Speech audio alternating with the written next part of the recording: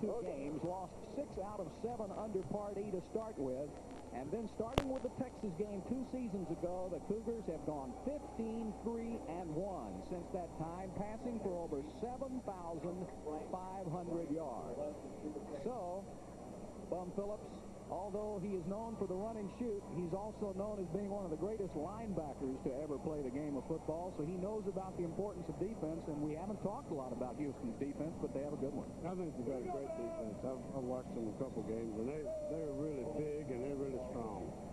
Roman Anderson will be kicking off for Houston. That's Trooper Taylor, number 2. Number 20 is Malcolm Frank, returning for the Baylor Bears. So here we go. As you got the Baylor claw on one side versus the Cougar claw on the other. The Baylor Bears have won the last 3 meetings between these two teams here in the Astrodome. So Baylor almost feels like this is the home field advantage, although Houston won last year's game in Waco. They both got good special teams now. They both got good cover teams and good return teams. And that's usually the mark of a champion, isn't it, Coach? Yes, it is. Play ball.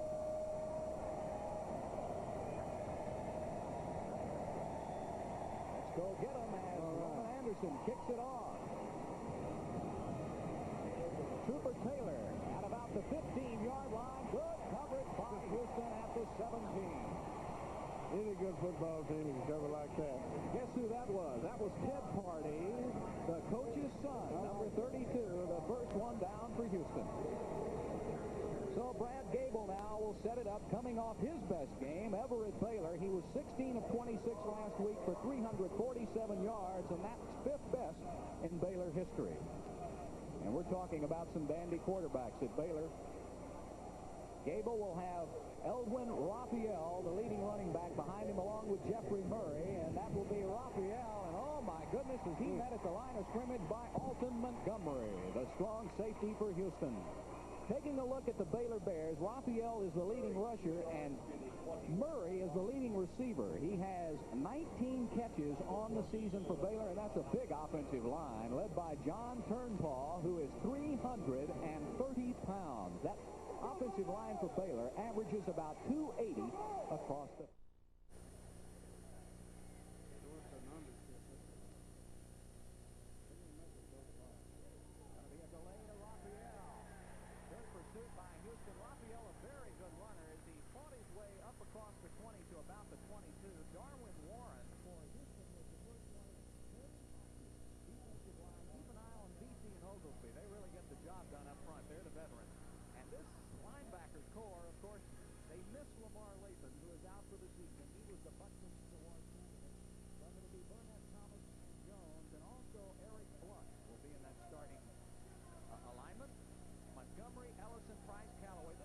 backfield for Houston has already intercepted 10 passes.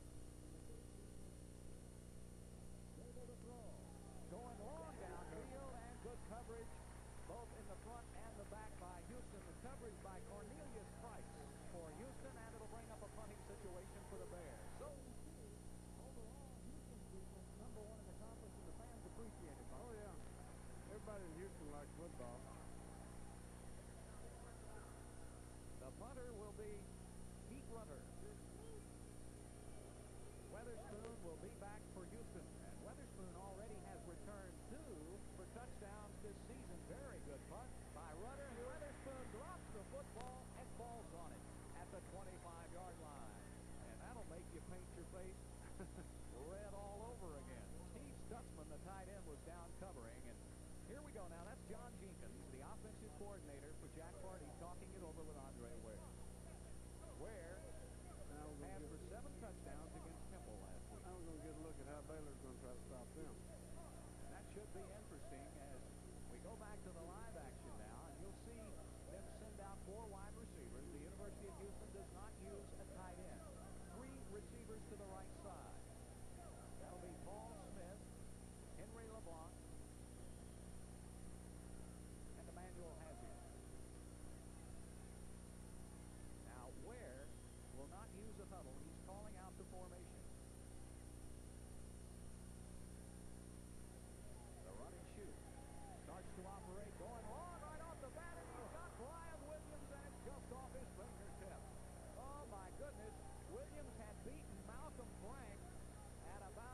45-yard line of Baylor, and if Williams had been able to hold on to it, we would have had a 75-yard touchdown pass to start the game. There's the backfield. Weatherspoon, one of the nation's best. He's a spark plug. At 5'7", 215 pounds, Hazard leads the nation in pass receiving with 33 catches. That line is a senior outfit. Holly, Forsythe, and Baines have played together since Klein High School days, and they're all big, up around the 280-pound range. There goes Weatherspoon over left guard, and he's brought down at about the 27-yard line. Reggie Howard and John Godfrey on the tackle for Baylor. Big line by the Baylor Bears. Robbie Jones at 6'3", 266 gets a lot of press. Santana Dotson's also a good one. The linebackers, James Francis may be the best in the nation at 248 pounds, 6'4", a pure athlete. And the defensive backs, they'll play more than that. They'll have nickel coverage for most of the game. Blackman is the star there. He's an All-Southwest Conference All-American. Third down now for Houston. Needing about 7. Ware's got plenty of time. Here comes the pressure, and Ware tackled for a loss at the 19-yard line. Now the Baylor Bears did a good job of coverage, and finally John Godfrey, the 6'4", 249-pound junior out of Dallas South Oak Cliff, got to him. They went to a 3-man front. Baylor had it. They're not playing 4 linemen. They're playing 3 down linemen. And Bum, they did a good job with the 7 defensive backs of really covering on the play. Excellent job. Simon Rodriguez will be back to punt for Houston. He averages about 41 per kick. It's going to take a Houston bound. A mistake by Baylor to let it go. Anderson will try to bring it back, and he's smothered at the 22-yard line. Great special teams, though. Boy, I'll say Carlos Leon was the first one down for Houston, so we've had a couple of punts already early in this game. We'll be back with more on HSE in just a moment.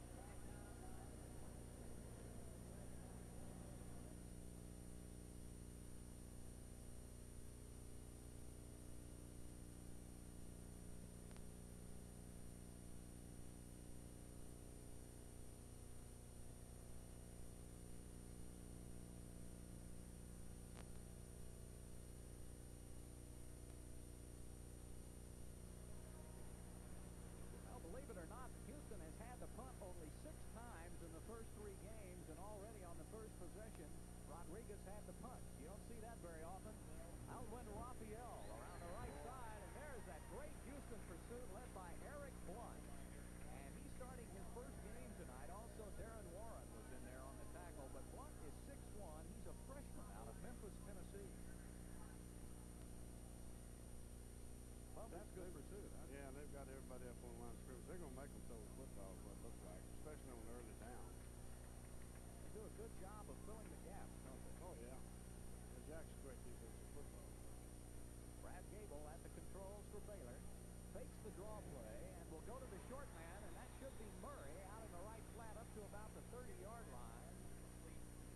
And Tyrone Jones, the youngster out of Tyler, he's the senior leader with his Houston team, made the tackle. But Jeffrey Murray with his 20th reception on the season. You know, they've had a lot of great backs in the NFL here from Baylor. It's tough little pattern right here. The fullback goes through the line of scrimmage and fakes, draws to the tailback. That'll be third down, and Baylor needs 3 for a first down at about the 32 of Houston. Or at Baylor, I should say. Fakes the draw play again. He'll go to the same pattern, and there was some collision as Tyrone Jones was covering on the play. That was the same pass play, but to the opposite side of the field. Murray was the intended receiver, and Jones was all over him.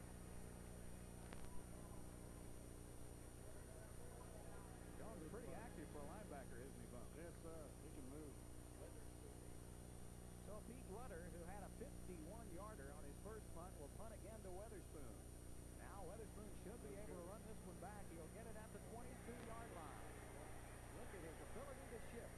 He pulls here as he gets to about the 31, so a return of about 9, but again, another great punt by Rudder.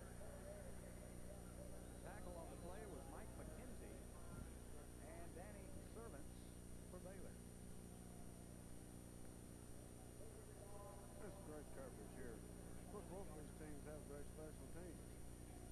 They get under control. They get down there. They spread out good. Get under control. The thing you don't want to do with Weatherspoon, do you, is leave a lane open somewhere. No, that guy's quicker than a minute swimming a dipper. I mean, he can run. That sounds pretty quick. Andre Ware now will try to get. He had a man open on the first series. Coming to the near side is Emmanuel Hazard. He'll be over there with Paul Smith. Changed up now defensively. And Patrick Cooper. There was a flag on the play, and the pass was good to Henry LeBlanc, but Houston may have been guilty of moving a little quickly on the line of scrimmage. Robert Blackman made the tackle for Baylor. It will be a legal procedure against Houston. They will take.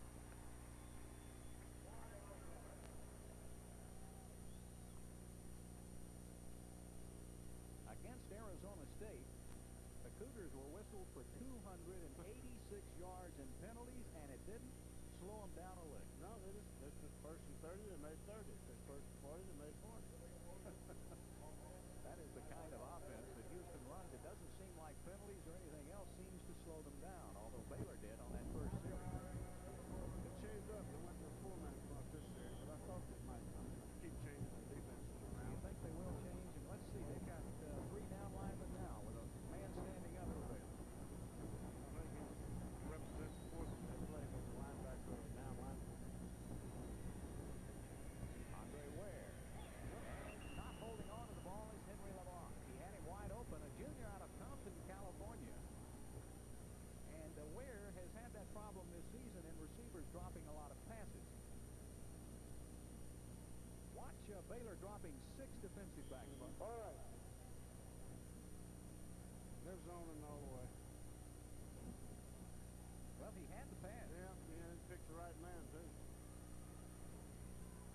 Go Baylor! He recognized who to throw it to. He's second down now, and Houston needs 15. Where? And it's deflected. Looks like it was knocked down by Malcolm Frank, who came up, the junior out of Beaumont Central, came up and deflected. It was intended for Patrick Cooper on the left side. Well, this may be the slowest start so far this season for Andre Ware, but then Baylor's strategy was not let the Cougars strike. Don't let them get a deep one. That's what their strategy is. Make them have to work for it. Hoping that maybe they wouldn't have the patience, because Ware has been able to strike so quickly this season. The Baylor fans are up, imploring their defense to hold here. Ware needs 15 on third down, and he'll pass it back to Kimball Anders around the left side, and it won't be enough. Anders up to about the 35-yard line. Malcolm Frank coming from his right corner position to make the tackle for Baylor, and so Simon Rodriguez will be called on to punt for the second time in 2 possessions.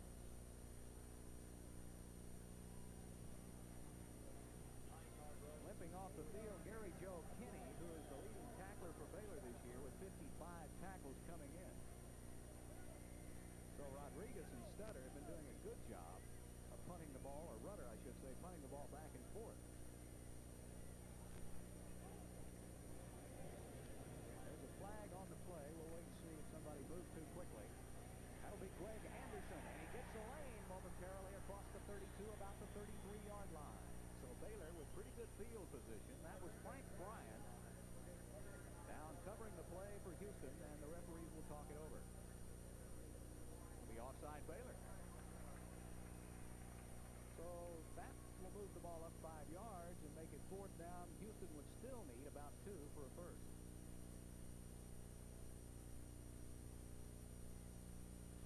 Evidently lined up offside. They didn't like jump. It looked like. That's what Grant was talking to the referee about. Now, Weatherspoon is on every special teams, either as a receiver or a blocker, and watch him in the backfield now, because he is one of the blockers for the punt team for Houston.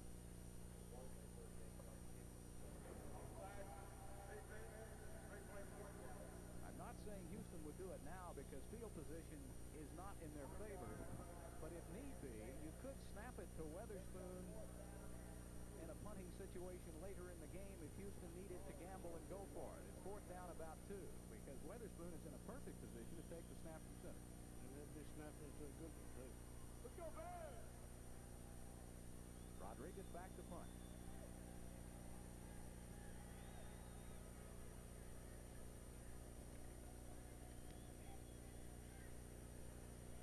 Not much air time on this one. Anderson, another great move. He gets to the 30-yard line. So just about what they started out with. Frank Bryan again on the tackle. So almost an instant replay of the last play. We still have no score. Baylor and Houston in the Dome. That much time remaining in the first quarter.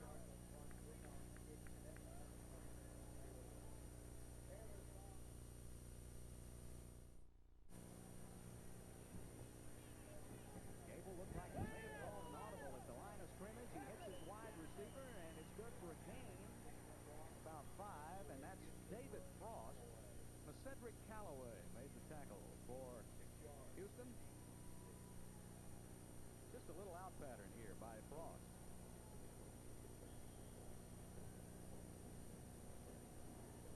The ball thrown on good time. Gable in the backfield with Raphael and Murray, I formation. First man through is Murray, and he gets to about the 27-yard line. Craig Vesey, the veteran senior out of Clear Lake, was the first one in for Houston. Vesey, 6'3", 276 pounds. Vesey and Oglesby are the veterans of this defensive line for Houston. Well, look at the size of that turn paw. Number 72 for Baylor, 330, and he's having some kind of collision with Trey Hooper in there. That Hooper will hold his on too. Look at the size of Turnpaw. He blots out the sun. Third down, Baylor needs one, and Gable calls a timeout. He didn't see what he liked. I guess when you're a coach, Bum, you tell your quarterback, hey, if you call the play and it's not there, come talk to me. Oh yeah, you know that's the thing you've got to have a veteran quarterback for. You've got to recognize it and call timeout. That man on the right's a good friend of yours too, F.A. Dry, the offensive coordinator for Baylor. F.A. was coaching here with the Oilers when I was coaching the University of Houston. You coached at the U of H when 65-66. 65-66, or at least I thought I was coaching. Well, that was a pretty darn good defensive team you had at Houston. That's a good player. You really did.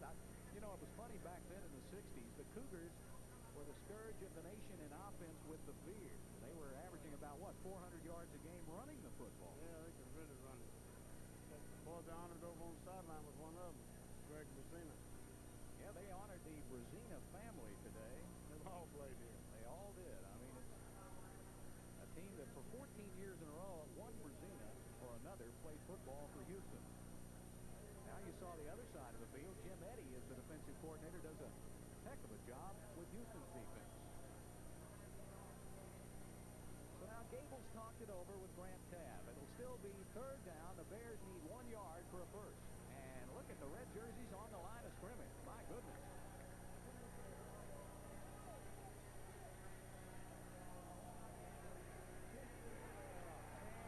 Right up at the line of scrimmage. I don't know. Houston got a lot of penetration. Reggie Burnett and Alton Montgomery were the first two in for Houston. Lincoln Coleman was the running back. Watch it in the trenches, Bump.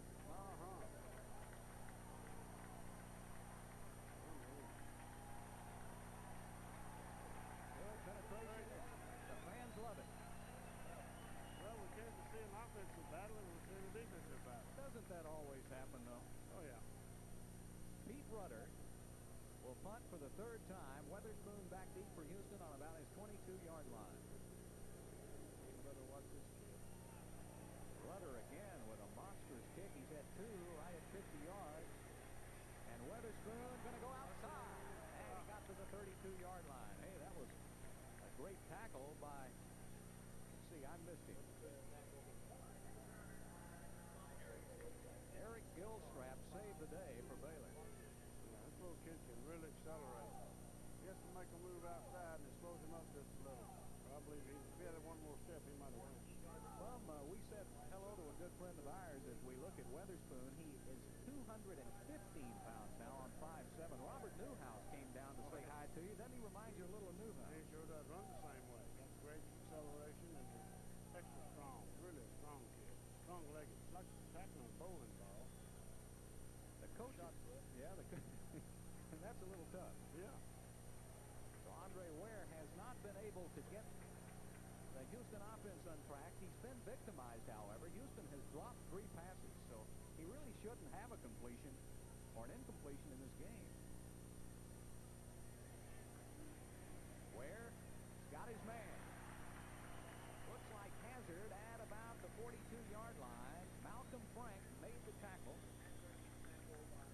Emmanuel Hazard, a transfer from San Francisco Junior College, played his high school ball at Oceana. Look at that defense again, and Hazard finds a seam. They're playing him inside out, doubling him.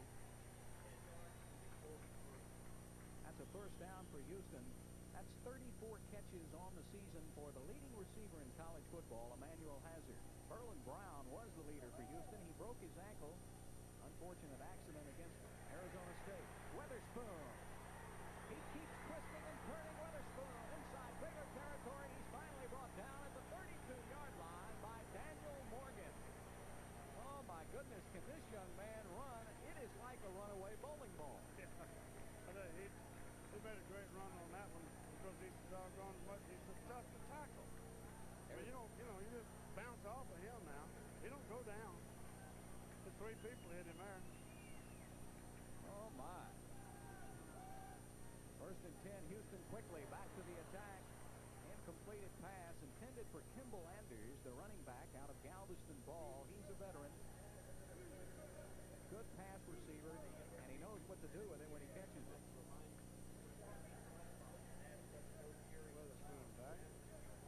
Andre Ware so far is 2 of 6 now for 35 yards. Weatherspoon. Weatherspoon's last one was for 25 yards. It'll be second down, 10 needed. That's Hazard coming in motion. Inside to Kimball Anders. Now Baylor has seen that quite a bit. That worked very well against the Bears last year in Waco, and Gary Joe Kinney would not be fooled on that play. No. Stayed at home. Sometimes when you over pursue, this play can catch you. Oh yeah. But you got to protect your own territory. You got to fight your own battle first. Well, Francis Kinney on the tackle. Francis on the sideline with his passing situation. Well, everyone is a passing situation for Houston. The play was intended for Patrick Cooper, overthrown by Andre Ware. So Baylor has done as good a job, and there's the veteran we talked about before the game, Mike Welch. Blackman and Welch. Now Roman Anderson will be attempting a 37-yard tack on 10, be about 47 yards. Ken Perry is the holder. Frank Bryan the snapper.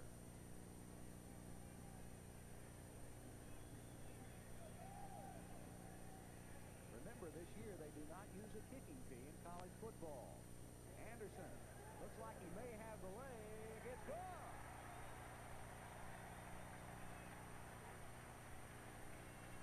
47-yard field goal by Roman Anderson, and the Cougars get on the board first, 3-0.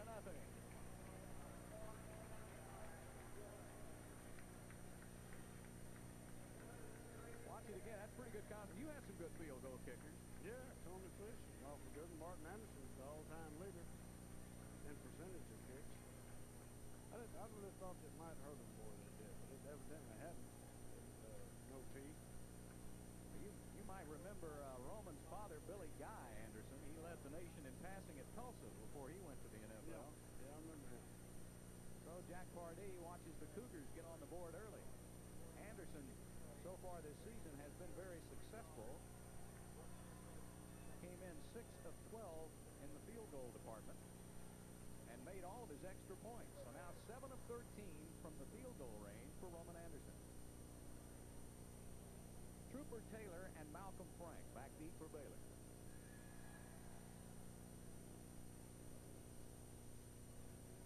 So far we have 6:06 left to play in the first quarter, and Houston leads it 3-0. Now usually about this time in the first quarter the Cougars have scored a couple of touchdowns, but Baylor's done a good job, and Anderson just got it on his own that time with an excellent kick.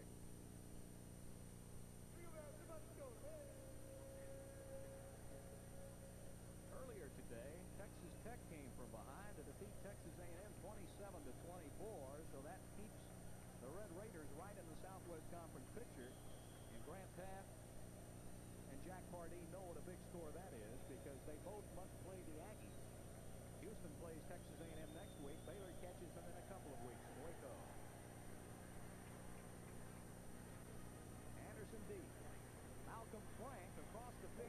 Oh my goodness, what a hit by number 47 Kurt Russell, a 6'1", 223-pounder out of Metairie, Louisiana. The scoring drive by Houston on that last series, 6 plays, covering 33 yards. Roman Anderson with a field goal. So we have seen two well-coached teams here, both in their special teams work defensively and offensively. But the defense has been shutting off the offense so far. 6 minutes remaining to play in the first quarter.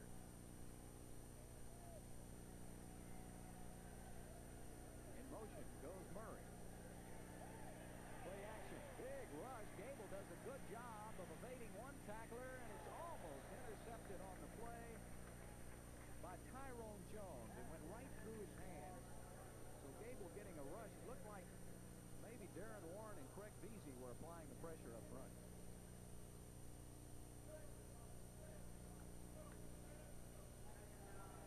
Warren.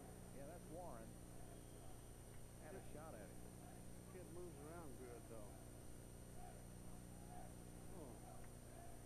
Well, actually, he got it through Jones and almost had the completion. Second down, Baylor. Raphael. First tackle by Warren. And then Craig Veazey wrapped him up. Houston gets good penetration with the defensive line. They always play. Watch him again, Bum. Do they play in the gaps or where? No, they're playing 27 or 4-3 defense with the ends out wide, linebackers inside, but they're doing a little bit of stunting, letting them go. And they're guessing right. Well, I don't think they're guessing. It's fine. Third down. Gable. Rusty. Big rush again by Burnett, and Gable never had time to get it off. Reggie Burnett with a big rush. Burnett out of Rayville, Louisiana, the home of the Big E, Elvin Hayes. And he must have looked like Elvin Hayes to Gable that time.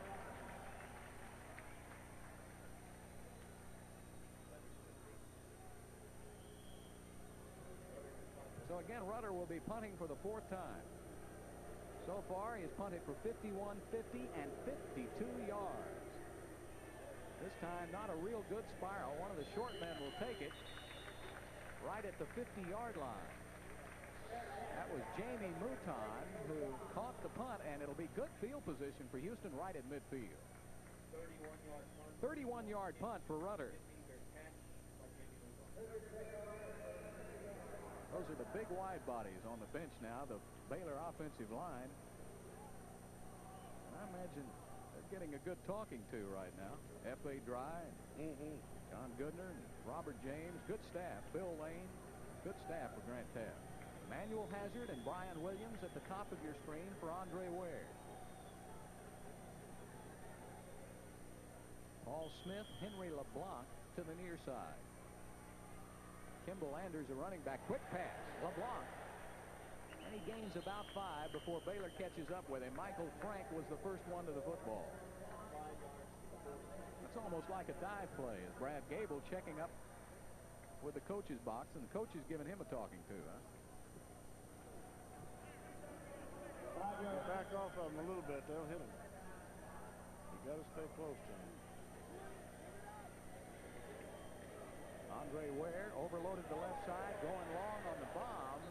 Intended again for Brian Williams, and he was covered very well on the play by Charles Bell, a junior out of Waco. Now, this time they send 3 wide receivers up to the top. They're zoning with the man with that guy, and with the short man, and then overlapping with the safety, but they were expecting to come to the post. They didn't. They went at the sideline. Now remember, this is almost an option in the air. That's what they like to call it. Ware gets the play, and then after the receivers start the play, they can make their own cuts, and it's up to Ware to read the cuts and go to whichever man he wants to go to. Almost an option offense. They're going to go long again. There was some contact, but the ball was overthrown. No flag. I don't believe that he could have gotten the pass had it not been contact, and I think that's what the official ruled. Paul Smith, Andre Ware coming over to talk to the side judge.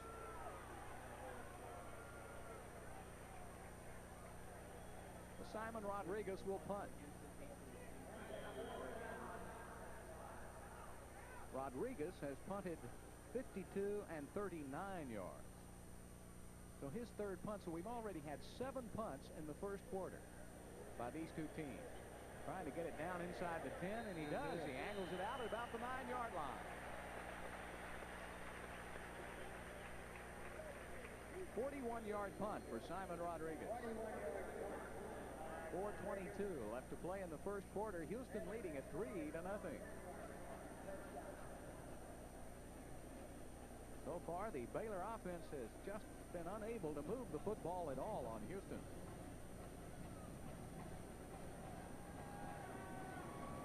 Some of the Houston Cougar fans enjoying it here in the Astrodome. A good crowd, too. Nice crowd. And how do you like that new football field now? They've got a new AstroTurf. Oh, I like it. I like it a lot better than it used to be. The players enjoy it a lot better, I know. Well, they have turf, especially for the Cougars and the Oilers, and then they have a baseball turf they can roll out also. A lot more padding and a lot safer for the players. All right on the 10-yard line. Gable, nowhere. Just a straight handoff up the middle. Trey Hooper and Alfred Oglesby really plugged it up for Houston. Oglesby at 270 pounds. The pro scouts really like him. He's all man, isn't he? Number 96, and I tell you, he's tough to block. And Trey Hooper said to say hi to all his friends in Mineral Wells, Texas, watching HSE. He's a youngster. He's going to see a lot of time here at Houston before he's through. Coming wide is Raphael, and it looks like there was a flag. Could have been a face mask. Could have been. Tyrone Jones was in for Houston.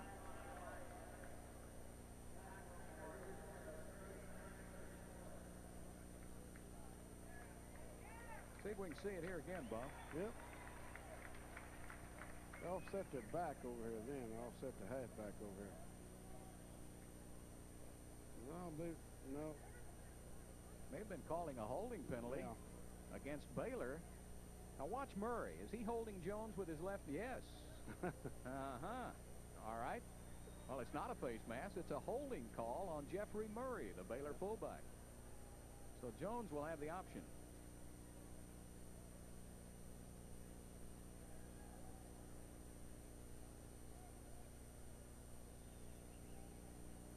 Holding. Offense declined. Third down. They don't want to have Baylor have the down over. They have a lot of confidence in their defense. So that was a 5-yard gain by Raphael, but Baylor will still need 5 for a first. Third down.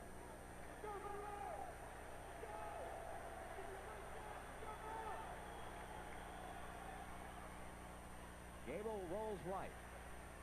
Has a man, and he's got it. It's a completion to Reggie Miller. Good throw and an excellent catch. And it's good enough for a Baylor first down. Watch from the quarterback's point of view.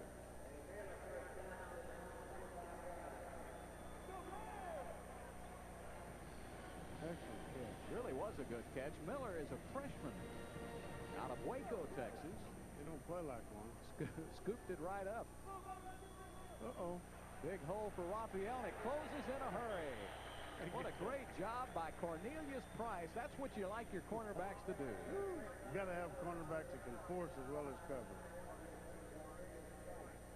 Looked like he was headed for big gain on the play, and Price came in, and look at Jones come out also to help out.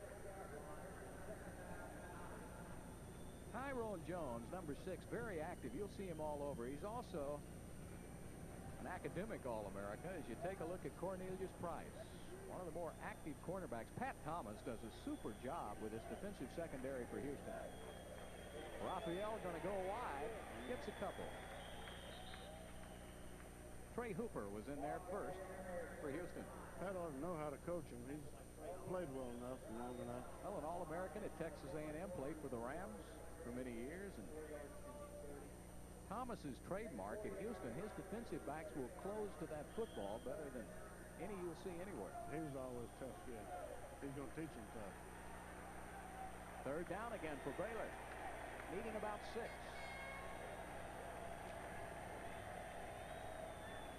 Going to be offsides on Houston. Gable will have a free down to operate with. The catch was good by Jeffrey Murray.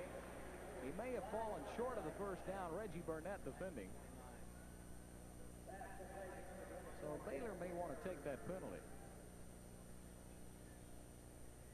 There's your offsides. It was on Oglesby.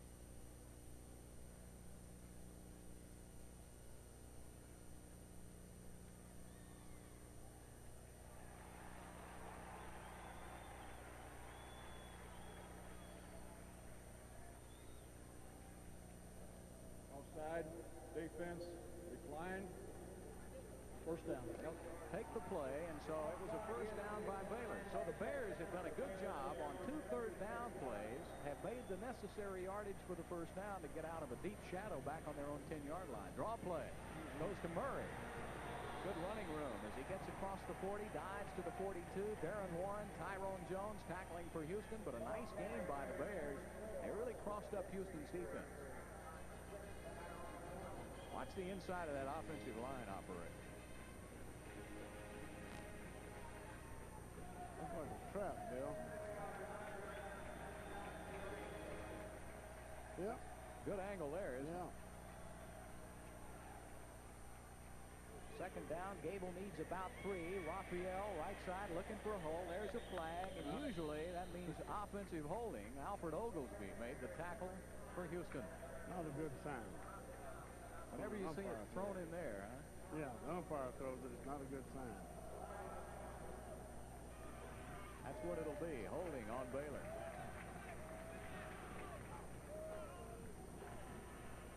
So bring it back. With 1:08 left to play in the first quarter. Houston leading at 3-0 over Baylor. Roman Anderson with a 47-yard field goal. Offense. They'll take it back and they'll replay second down.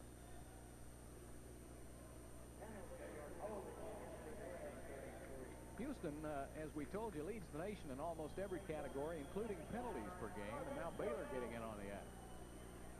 I couldn't believe how many they got at Arizona State. They still win. Nice play out to Raphael, and he gets just shy of the 40-yard line. Tyrone Jones ran him out of bounds. Quick screen play. Yeah. You get it to a good receiver and let him run. Billy Johnson used to run that play real well.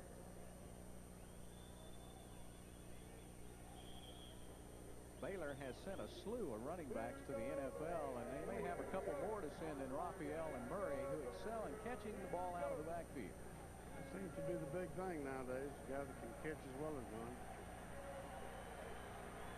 Third down now for Baylor, needing 10 yards for a first.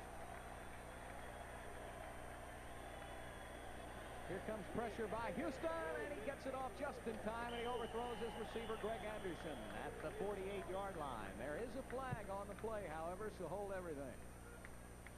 And it came late. Houston had the blitz.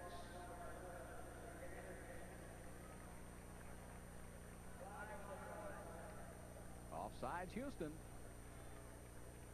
So the Cougars shooting themselves in the foot with penalties. Going to give Baylor another chance on third down. Looked like Burnett may have been offsides, trying to blitz from the left side.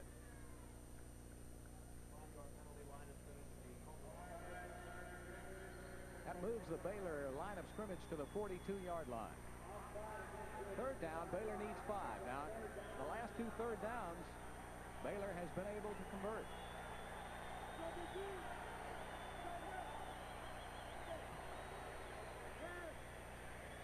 across the middle for Gable, but I don't think Murray's going to get there this time. Jeffrey Murray fell down right at the 45-yard line. Tyrone Jones was right there.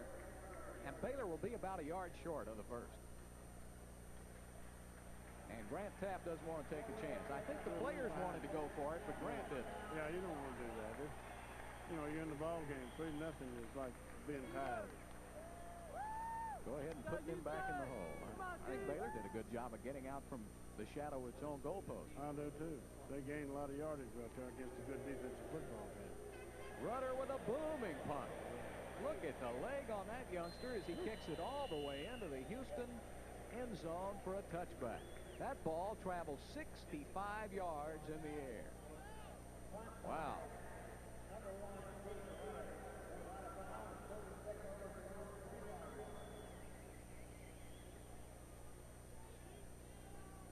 Watch him again, the youngster Pete Rudder.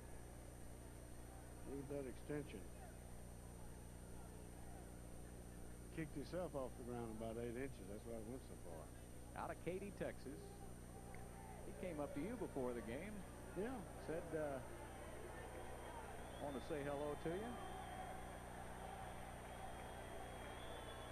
Youngster remembers your years with the Oilers, and now Ware will have it on his own 20-yard line.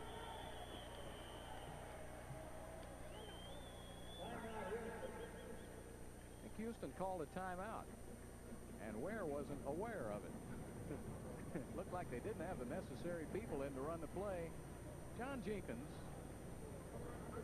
will talk to Andre Ware. Both teams with a timeout.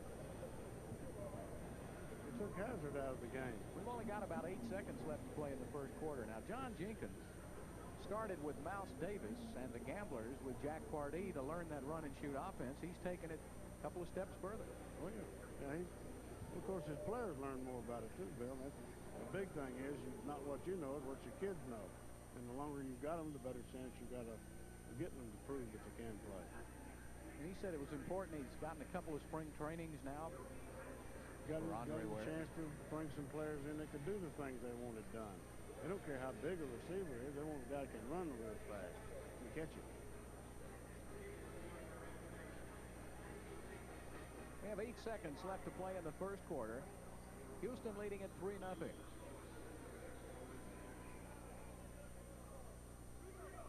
can't find Hazard. Looks like they've got Kimball Anders in. And Witherspoon. Yep, they've got them both in the game together. Now Ware directing traffic again. Still has 4 seconds, 3 seconds left. He better get the play off. 1 second. He just beat the clock. Third time in a row, LeBlanc has not been able to hold on to the football. He looks like he's in pain. Clifford Ellison defending. He threw that kind of behind him a little. It's been hard to hold on to that. The Cougars now really can't afford many more injuries, as you know. Especially in that area. Yeah, because of the probation.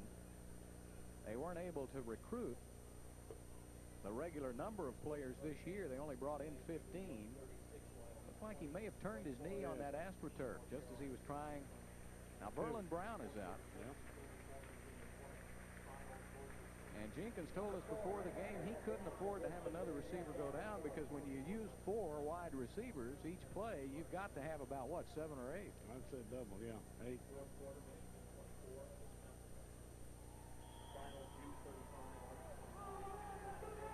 All right, Bum, check it out again.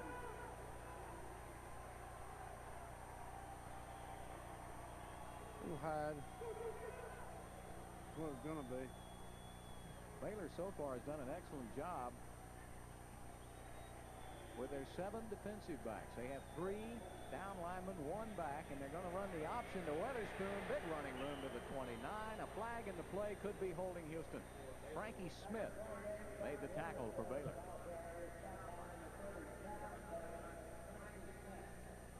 Well, that's the end of the first quarter.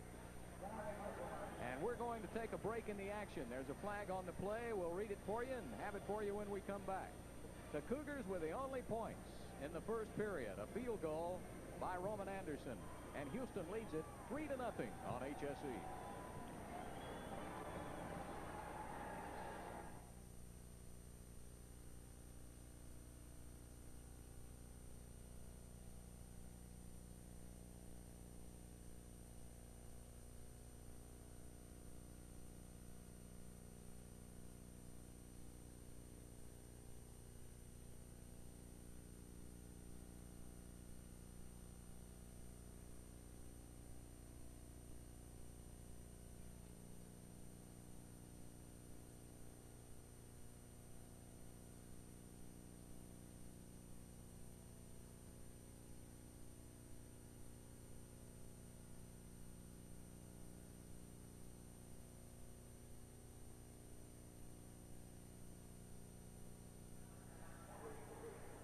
Well, we thought it was the end of the first quarter, but the Cougars were penalized, and the ball back at the 10-yard line. It'll bring up second down in about 2 time zones for Andre Ware. That's just his distance. Yeah, about 20 yards needed for Houston.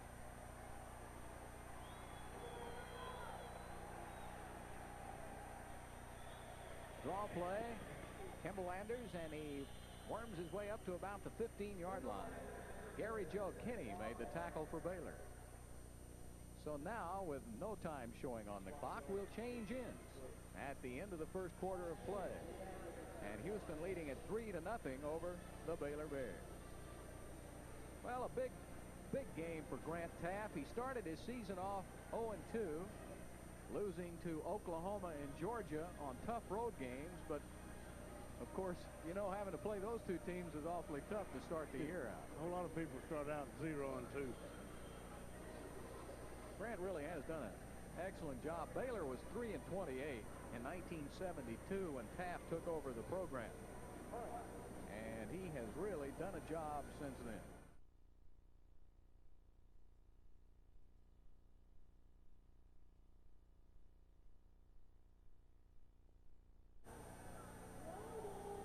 Tracy Good in the lineup for the University of Houston. He had a sore shoulder coming into this game, and they were going to try not to play him to have him ready for next week. But now with LeBlanc going down, it looks like Tracy Good will be forced into action. So it'll be Good, Paul Smith, Patrick Cooper, along with Anders and Weatherspoon in the backfield for Houston. And that's Good in motion, number 1.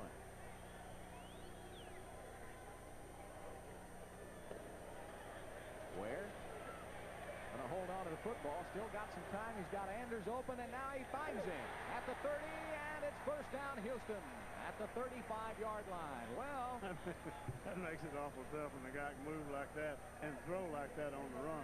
And Bum, if we watch it again, look at Ware fake out the defensive back when he pumps. Now there's a flag on the play. He'll come back this way. The back leaves Anders when he thinks Ware's going to run with it. Oh yeah. You got to let somebody else cover him up. They can't leave that back. Well, apparently all is for naught as we have another penalty. Kimball Anders, one of the captains on this Cougar team, they call it the super back position. So it'll be third down again. I think it's a loss of down, however. It's not third down. I think it'll be fourth down. The referee said third down. And Simon Rodriguez will call a timeout because if it is indeed third down, he doesn't want to punt on third down. I don't think so. Must be what it is. They're all going back.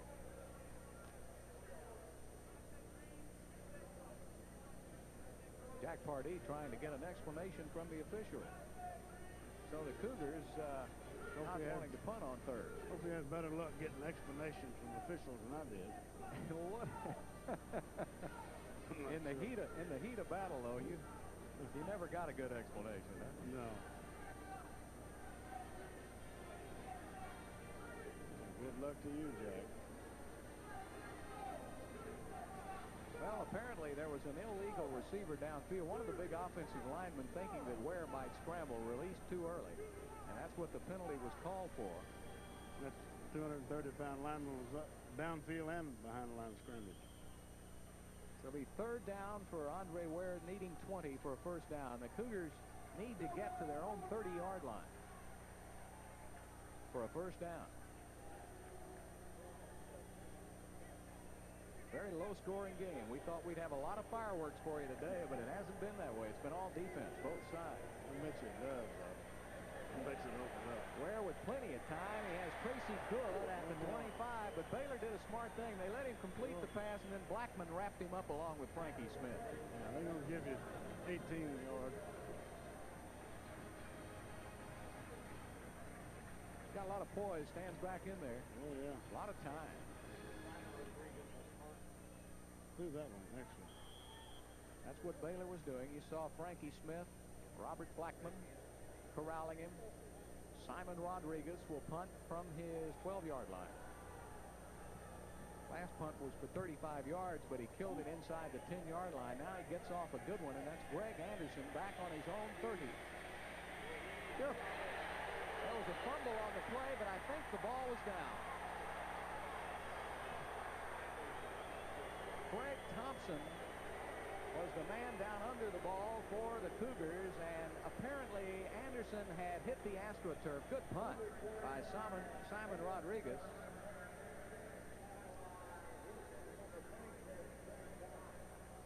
44-yarder for Rodriguez. Now watch as Anderson goes down, and you can't let the AstroTurf create the fumble. No. Brown cannot cause a fumble. Really impressed by the special teams. Both sides. Great. I thought they were great in the film. There were 2 films I saw. Tommy Kaiser does an excellent job with the special teams. In fact, when I was out at the Houston practice, as we look at the Baylor Cub, they spend over an hour on special teams work every day. Raphael over his right guard, just shy of the 35-yard line. That was Alton Montgomery on the tackle for Houston.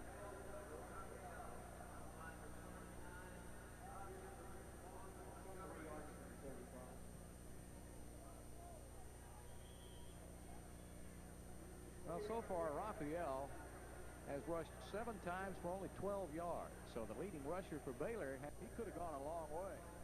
Yep. Look at it again, Coach. He breaks great, but he just didn't use real good judgment. He broke on it. Well, of course, you're a hero when it works. If you don't. Yep. Third down now for Baylor, needing 8. Gable going to roll, try to stay away from that Houston pressure, and he just couldn't find his man at the 45-yard line. It was intended for Lee Miles and Cornelius Price covering, but again, good pressure by the front 5 for Houston. Excellent. Linebacker came late, too. Well, Coach, I'm going to tell you, the defense has been too much for the offense so far in this game. Now, you said that's always the way it is. Oh, yeah. Yeah. That's because I always like defense. Oh, Rudder's been punting up a storm. Here's another dandy. He's got it all the way back to the 10-yard line. Weatherspoon trying to find a wall. Can he get behind it? No. Good special teams work by Baylor. A 55-yard punt for Rudder. And Ron Needham made the tackle for Baylor. And there is the leg of Henry LeBlanc. The Cougars a bit concerned. He has a twisted right knee, but he should be back in action. We'll be back in action right after this break.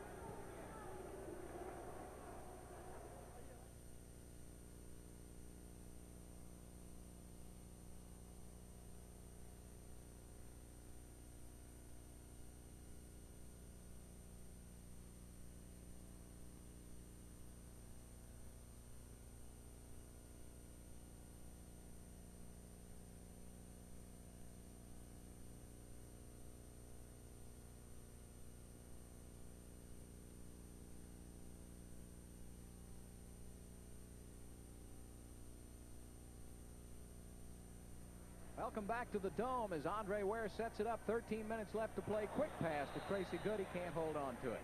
Houston has dropped about 6 passes here in the first half, and that's not going to look good on Andre Ware's. I didn't think he was ready for it. I didn't think he was ready for it. He might show it.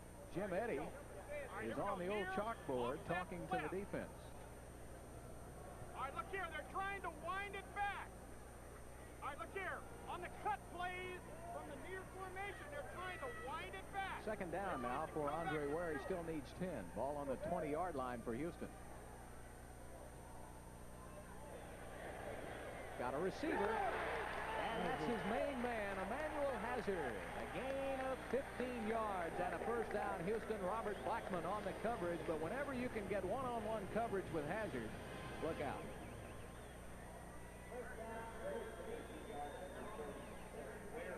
You really like him. Of course, he wears the number of Jason Phillips, who had over 100 pass receptions for Houston last year. Ware will throw again. And he has his man. That's Patrick Cooper. A gain of almost 10 out across the 45 to the 46-yard line. So ball was on the defensive, or Charles Bell was on the defensive end for Baylor.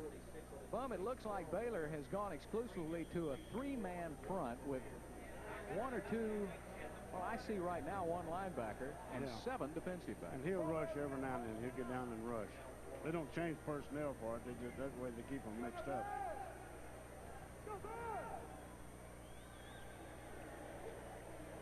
Ware will throw it out. Oh, dangerous pass. Kimball Anders with some nice moves once he caught it down into Baylor territory at the 43. Gary Joe Kinney on the tackle. He threw that through some arms, and they weren't necessarily on his team. No, they weren't. It was a great catch to keep the concentration that long in the ball. Oh, I thought for a minute that Santana Dodson was that. No, that was Darren Franklin that almost got a paw on it for Baylor. So Kimball Anders with a nice little run. First down and 10 for Houston.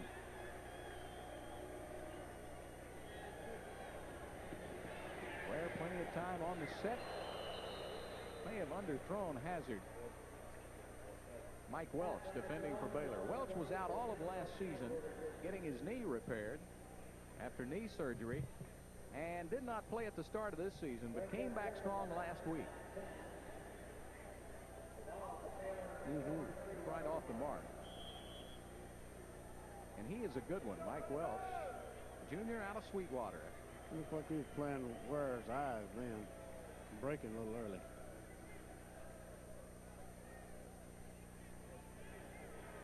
Hazard and Williams to the near side of the field. Quick pass to Tracy Good, and it'll only get a couple. Good reaction by Baylor. Darren Franklin and Yerrick Long, number 48. Long had a brilliant game against Texas Tech last week. He's a youngster. 3 yards on the play by Houston. It'll bring up 3rd down, and the Cougars need 7. Ware so far in the game is 9 of 19 for 99 yards. He usually got that in the first 5 or 6 minutes, but this is a little better quality of competition, the Baylor Bears. Gonna throw it, Weatherspoon, lots of running room, lots of blocking. Weatherspoon inside the 20, and he's down at the 10-yard line. Chuck Weatherspoon on a draw play. I'll call it a draw play. It was a screen draw for Houston. Yeah. This was a beautifully developed play here. How about the timing on it was excellent. You got to give them a chance. You got to give them a chance to penetrate, and that's what he did. And of course, then that little kid there just does it all. From then on, he's going to run past his lineman. Ware going for 6 in the end zone. The Hazard overthrows him. Good job, too, we might say. He had him, though. He had him wide open. He just overthrew him. And he knows it. I don't care how good you are. You can't throw them all perfect. Weatherspoon now has 56 yards on 2 catches in the game, and those are the totals on Andre Ware. Weatherspoon will go out, and Kimball Anders will check in for Houston. And this kid here's no slouch either. With Anders. Now he knows what to do with it. 3 catches. Not as strong a runner as Weatherspoon, but a better pass receiver. They're going to go in the end zone. Going to be interference. Intended for Patrick Cooper. Interference on Baylor in the end zone. Cooper had his man beat badly. Was it Charles Bell? I think it was. Bell got turned around. Check it again, Bum, but it looked like he turned that defensive back completely around on the play.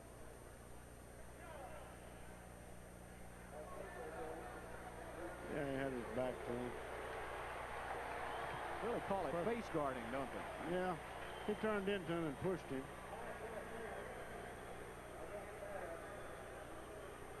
So the ball moves down to the 2-yard line, where it'll be 1st down and goal now for Andre Ware in Houston. And Houston, of course, without tight ends, they'll pass from here too. They don't make them any difference, does it? I wouldn't know what to do down here with 4 wide receivers in. Well, pass to one of them. Well, yeah. I like to run it. Give it to Earl. Well, give it to Earl. I don't blame you. Well, they give it to Weatherspoon. Touchdown, Houston.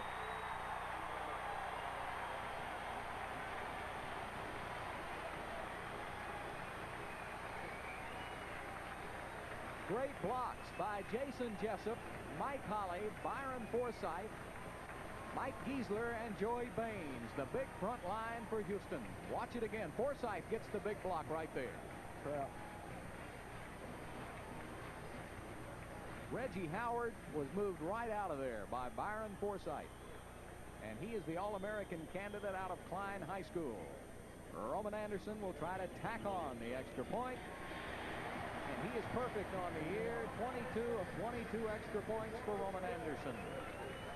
And the Houston Cougars now with a 10-0 lead over Baylor. Well, Bum, that was a good drive by the Cougars. I thought it was. They stayed with it. They had a little patience. They didn't try to get it all at once. Quarterback made some good decisions. Now, earlier this year, especially last week against Temple, they were able to get the long gainer, get into the end zone after about only a minute or a minute and a half. And I think Baylor has tested the Houston's patience a little more this game. No doubt about it. Baylor's playing good. You know, I tell you, you can just keep these people from running up down the field. You're playing good. What about that young man, Chuck Weatherspoon? Oh yeah, C-Spoon. He don't have all his letters on his name on his back. He got C-Spoon. I'll tell you, he is a load for Houston. One of the better running backs. Last year, Houston became the first team ever to have 2 wide receivers with 100-plus catches and Weatherspoon with 1,000 yards rushing. Now, that's a lot of offense. Bob Young, it was him showing something on offense. Bob's a great offensive line coach. He played for the Cardinals for 16 years and played for me a couple.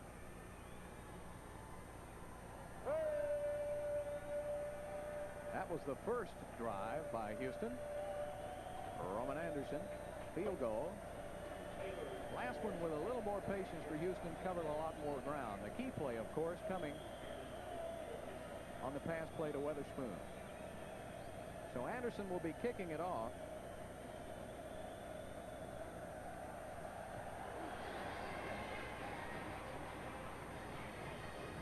And it'll go to Greg Anderson. At about the 20-yard line, gets to the 27 before he's run out of bounds on the play.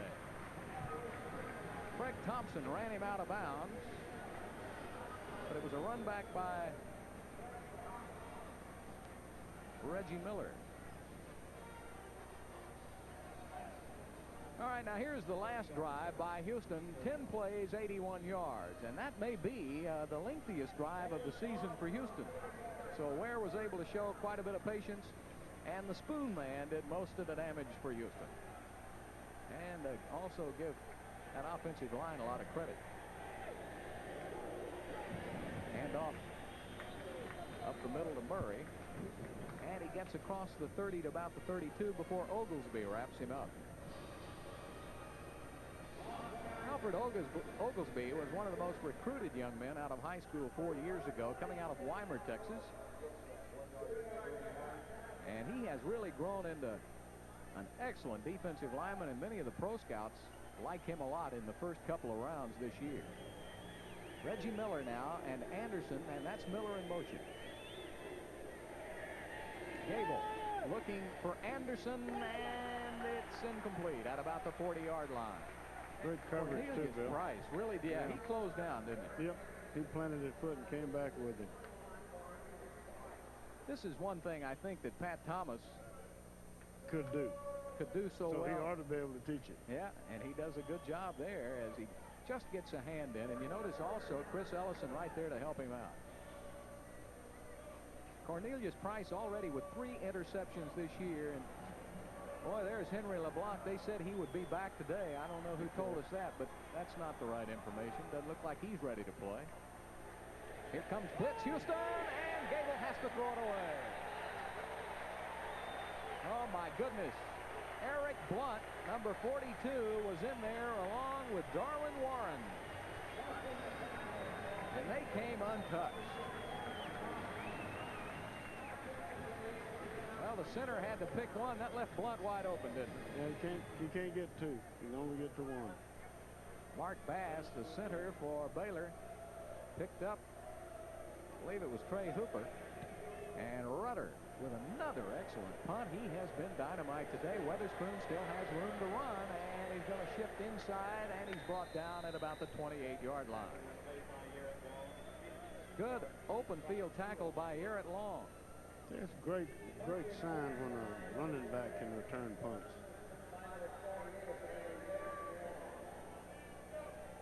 The coach is telling us this week that Weatherspoon, not only being an excellent athlete, has great acceleration, but he probably has as good of eyesight as anybody on the team. As you take a look at the senior from Hearn, Texas, Garrett Long, who made the play. Excellent play by Long, but that Weatherspoon probably has the best peripheral vision of anybody on the Houston team. You got to have great eyes to be able to field a punt. Tracy Good, Patrick Cooper, Paul Smith in the lineup for Houston. 4 wide receivers. That's Good in motion. First and 10 for Andre Ware. 9:54 left to play in the game, and there it is. Has a wide open to the 45-yard line. Gary Joe Kinney on the tackle. Got right in the middle of the zone.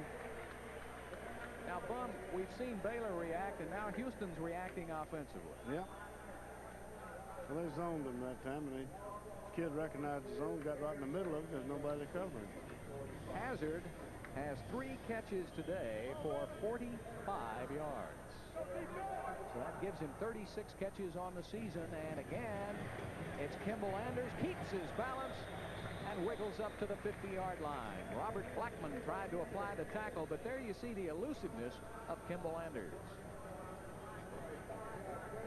When Weatherspoon really emerged last year as a running back, Anders took it very well, said, hey, we can use 2 backs in this offense. And although it cut into his playing time a little bit, he's a good enough kid where he said, hey, we need Weatherspoon to win. And he's a big part of this team. They used them both very effectively. And now, Weatherspoon in the game, wide open at the 40-yard line was Brian Williams. Robert Blackman on the tackle, but that's 3 straight completions by Houston. They dropped off on him. He just gives a good quarterback, and he reads what he's supposed to read. It's getting plenty of time to throw too, Bum. Yeah, that little half roll helps him. With 3-man rush, you're not going to get many people out. 3 first downs in a row for Houston. Where again? And he'll hit Weatherspoon inside the 30 to the 27. Another first down for Houston. Gary Joe Kinney with the tackle on Seaspoon. That's the 4th catch of the game for Weatherspoon. He has gained 60 yards on those 4 completions. Baylor just can't guard everybody. No, you got to have somebody in that quarterback's face sooner or later. Well, are you saying you might come with a little blitz? Yeah, I would think they will get down here. They got their less area to cover. Baylor still with 7 defensive backs in the game, and it's a draw play. Weatherspoon, and a good job by Baylor picking it up. John Godfrey reacted quickly, the junior out of Dallas South Oak Cliff. This play ate Baylor alive last year. Yeah, it almost did here. They got a big hole. The linebacker just does a good job. And Godfrey came in and made the play because it looked like that Giesler had a good block on the linebacker. And it'll be 2nd down, 9 needed for Ware and the Cougars. 8:05 left to play. Houston leading it 10-0 over Baylor. Ware looking for more. There's a flag, and it's probably holding because it's in that territory. Darren Franklin made the tackle for Baylor. They'll refuse that. If it is, they'll never refuse. He's got a loss. Good job by Franklin. Baylor that time with more pressure. That's what they're doing with Godfrey. They're standing him up like a linebacker and then bring him late sometime. Well, there are a lot of theories about how to play Houston. If he has time to read 4 receivers, that's too much time to read, isn't it? I believe so, Billy. I just believe you got to get somebody coming from outside. You can't. Houston line does too good a job offensively to rush him up the middle, and then he'll roll away from him. You know, he's going to run away from one of the 3. Then not the 2 rushers even can get to him. I just believe you got to put somebody outside where they can come at him. Let's see what Grant Taft does now on 3rd down, and the Cougars need 15. That's Manny Hazard in motion. Little screen play. A while ago. Yep. This time Baylor ate it up. Marcus Lowe, number 95, was right there. He read it out. 6'2", 282-pounder. And there was nothing there for Weatherspoon. And Godfrey was looking for it, too. He didn't see it the time before. Gain of about 2. And Roman Anderson will come in, and they'll put the mark down at the 36-yard line. He already has a 47-yarder today. So this will be about 46 yards. Of course, in the dome, you don't have to worry about the wind or the elements. Anderson looks good. It is good. Oh, boy, does he have a cannon for a leg, huh? He does. Yeah, I don't believe the tee bothered him in it. The lack of having the tee. I haven't noticed it anywhere in the nation. They said that taking the tee away might make it tougher, but these young guys can kick it from anywhere. A 46-yarder for Roman Anderson, and with 6:53 left to play in the first half, the Cougars increase their lead over the Bears 13-0. Baylor's got to get something going.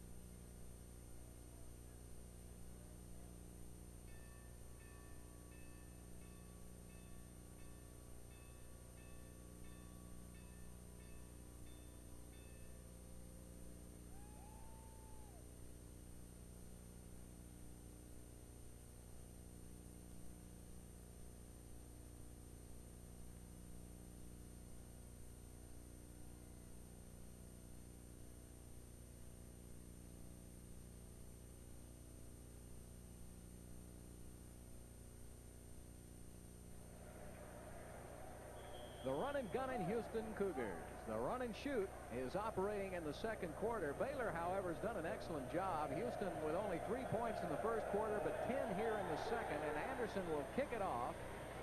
And it'll come down to Reggie Miller right at the goal line.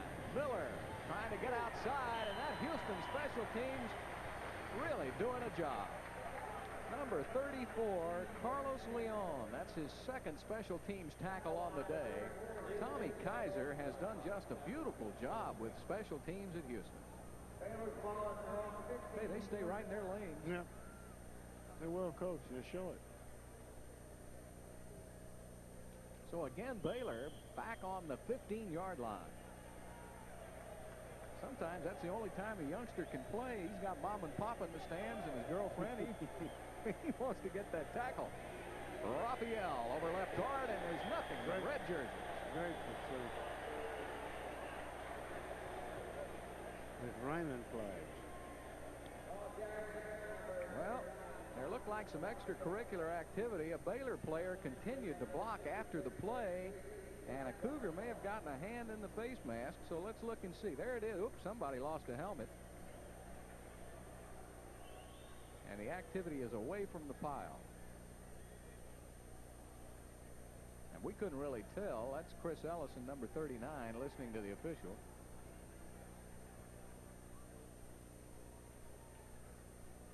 We'll listen to him, too. Live ball, face mask, 15-yard defense. We have dead ball, face mask, 15-yard defense.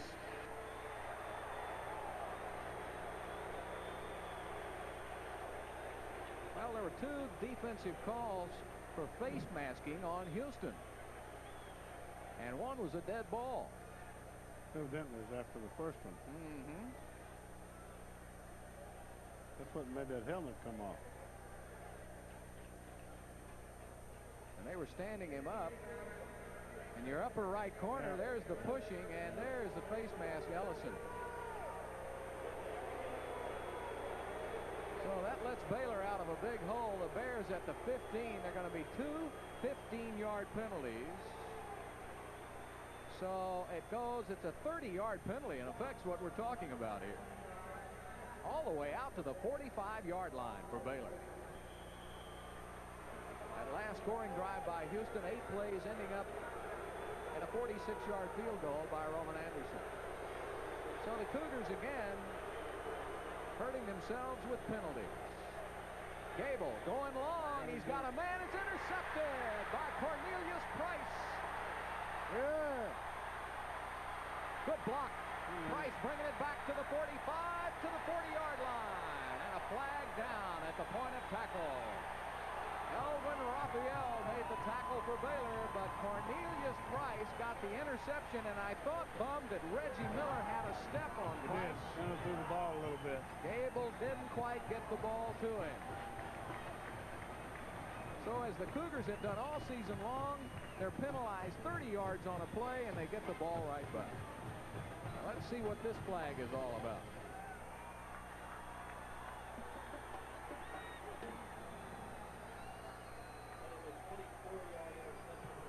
24-yard interception returned by Cornelius Price. Evidently Clipping. Yep. Clipping called on Houston. First down. Well, the Cougars just continue to not worry about penalties, although it's got to hurt eventually. Look at the play. Good interception. And watch this block right here by Montgomery. Good job. That is the 4th interception of the season for Cornelius Price. The Cougars lead the nation in turnover margin. The Cougars have intercepted 11 passes, recovered 7 fumbles, so that's 18 turnovers created by Houston already in 3.5 games. That young man right there is one whale of a cornerback. And Andre Ware doesn't have the people he wants, so he calls a timeout.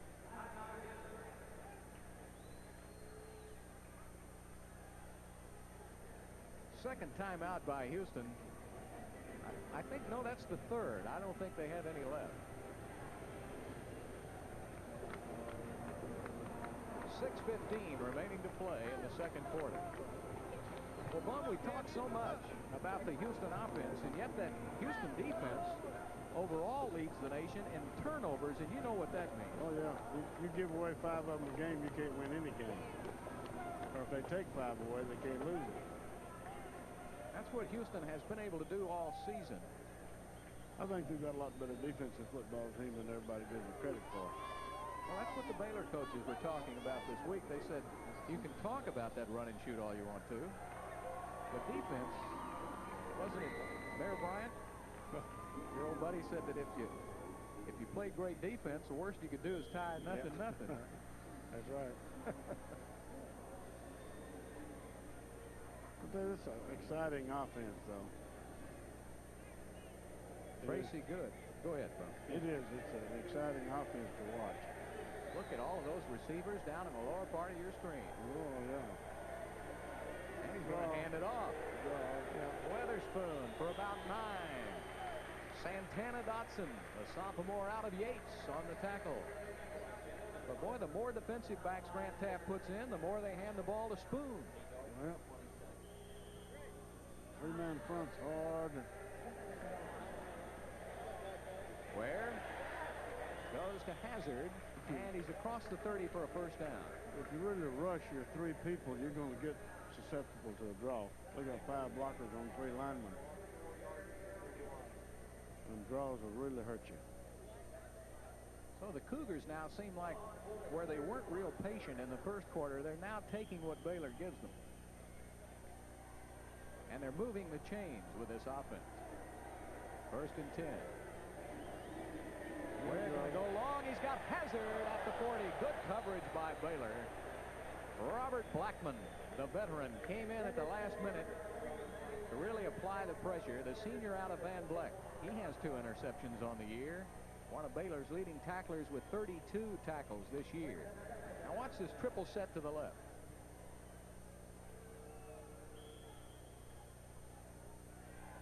Might overthrew him just a little, but I believe he'd have knocked it loose even if he wouldn't. So Robert Blackman with a big play for Baylor, and he's a big play man. 2nd down for the Cougars, still needing 10. Ball at the 31-yard line of Houston. Houston leading it 13-0 over Baylor with 5:35 left to play. Where again across the middle, Tracy Good wide open, first down Houston, gain of 15. Mike Welch on the tackle for Baylor. Tracy Good, a freshman out of Brazosport.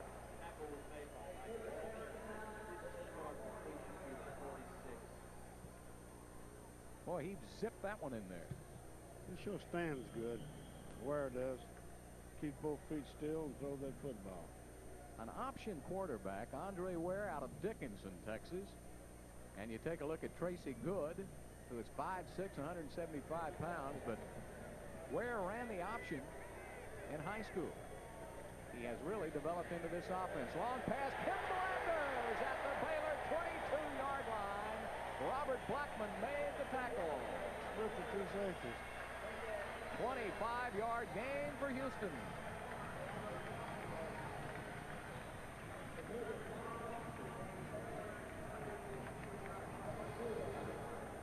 Split the safeties right there. Yep. Split the two of them. They're too deep. Man underneath and too deep zone. He split them.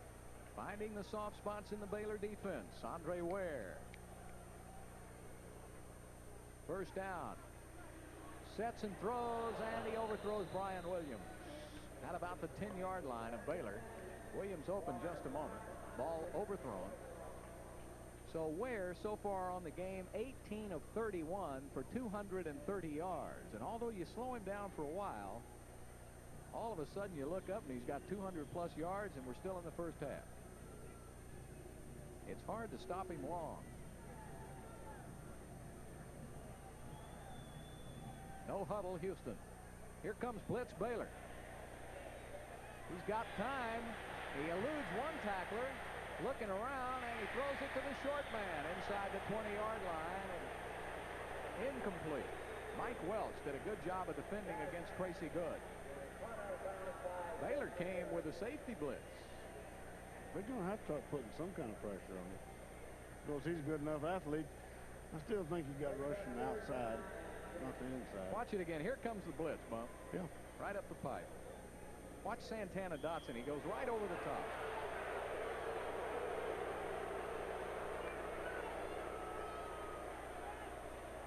Looked like he caught it to me. In college ball, you only have to have 1 foot in bounds. He looked like he had one in. Yeah. Well, anyway, it's third down. Houston still needing 10. Again, the blitz by Baylor over the top. Ware eludes one. He's got 2 more to beat. It's a fumble. Or they're going to say he's down. He's down at about the 34-yard line. Garrett Long and James Francis. And Francis finally got in on one. I'll tell you, it's hard to stay away from number 38 very long.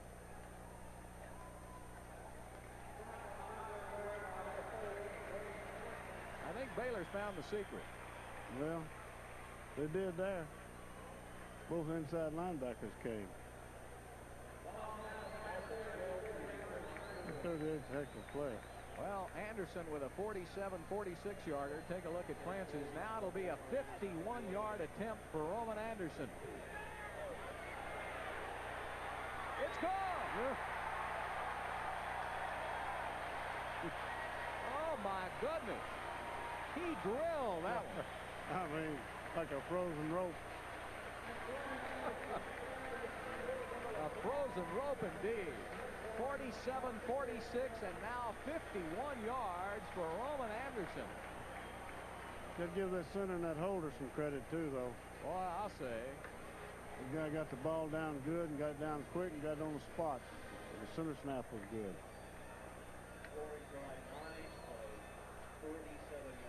The snapper, Frank Bryan for Houston. The holder, Ken Perry, number 8. And Roman Anderson with 9 points here in the first half for Houston. And Andre Ware and the Cougars have chipped in for 7 more. So it's 16-0 Houston now with 3:51 left to play in the first half. Again, though, you see the big 0 by Baylor, and that's indicative of, even though the Houston offense has sputtered at times, that defense of Houston has kept it in the game. They sure have.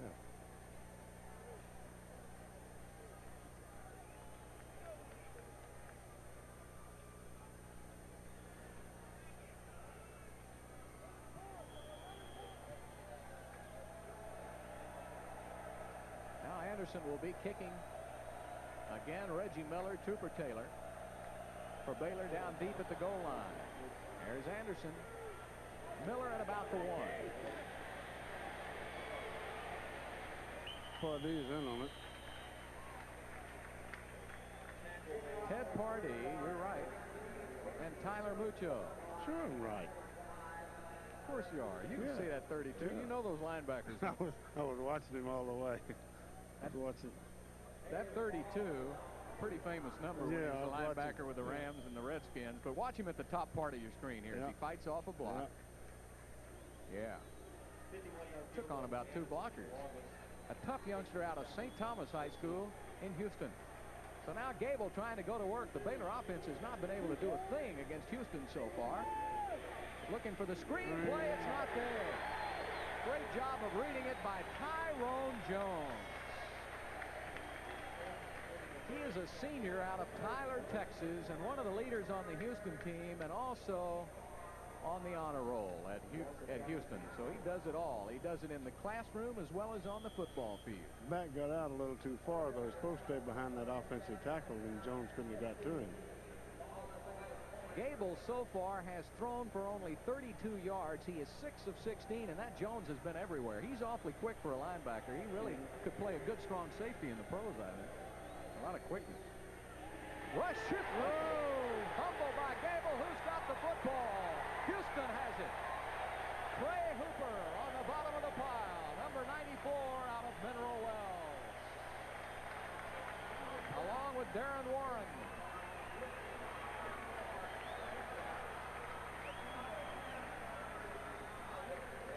Well, let's see again. Let's see who makes the hit. I think it's Hooper. Nope, Beasy from the backside. And you said that before the game. I'll tell you, it's a little easier to play over there. The quarterback can't see you. This is what you're talking about. He don't dodge you. You get some good licks. You got good quick. And almost everybody does. Put their quickest defensive rushers on the left side. On the right defensive side, I mean. That is the 8th sack of the season for Craig Beasy, the senior out of Clear Lake. And truly one of the remarkable defensive players on this Houston team. But that Beasy, Oglesby, Hooper, and Warren, that is a tough load across the front 4 for Houston. They play well together, too. Again, the #1 team in turnover ratio has created 2 turnovers in the first half. That's 19 turnovers in the first 3.5 games for Houston. Ware has it inside the 10. Here comes that Baylor blitz one more time. Ware looking. He's got plenty of time. He throws to Hazard. Touchdown. Emmanuel Hazard. They're not really blitzing, Bill. They're just sending 2 linebackers. That's just 5-man rush, but they're all rushing up the middle when he gets outside. You can't force him. He'll get outside on you. Well, the Houston Cougar students love it. Emmanuel Hazard now on the day, 6 catches for 72 yards and a touchdown. 39 catches on the season for the leading receiver in the NCAA. Good job by Ware. Just can't expect to chase a guy like that all day. Nope. Frankie Smith tried, couldn't do it. I like the offensive receiver side of it. So it looks like they're going to go for 2. With 2:53 left, leading at 22-0. Cougars going to go for 2, try to get it up to 24. That would make Baylor have to score at least 4. Yeah.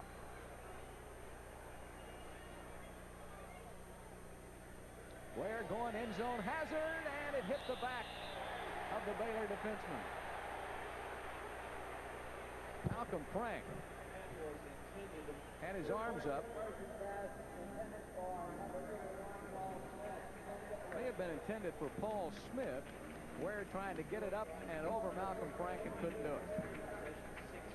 But again, let's watch it as Andre Ware again goes to Hazard for the touchdown.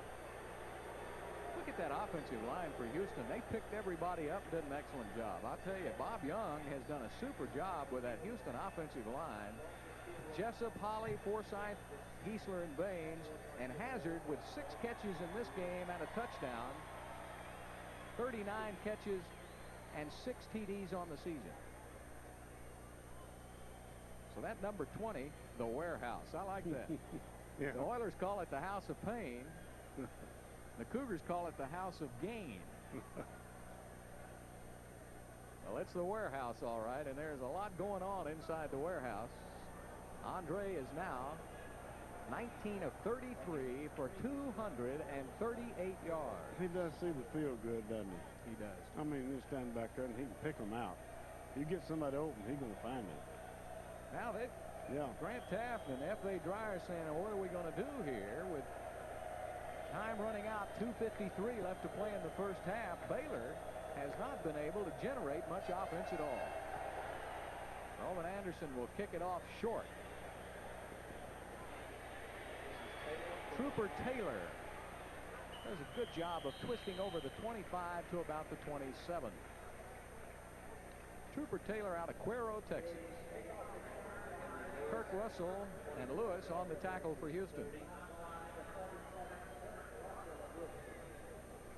Well, that's not much of a drive, is it? Nope. I like those kind of drives. You almost give it to the defense, don't you? You have to give them credit, yeah. DC with creating the... You know what? With Houston being on probation, not having live television, I guess Ware won't get the publicity that a lot of the other players will get, but you have to consider him for that Heisman right now as Murray goes wide, and there's just nothing there. Look at that Houston defense. Cedric Callaway and Alton Montgomery stretching it out.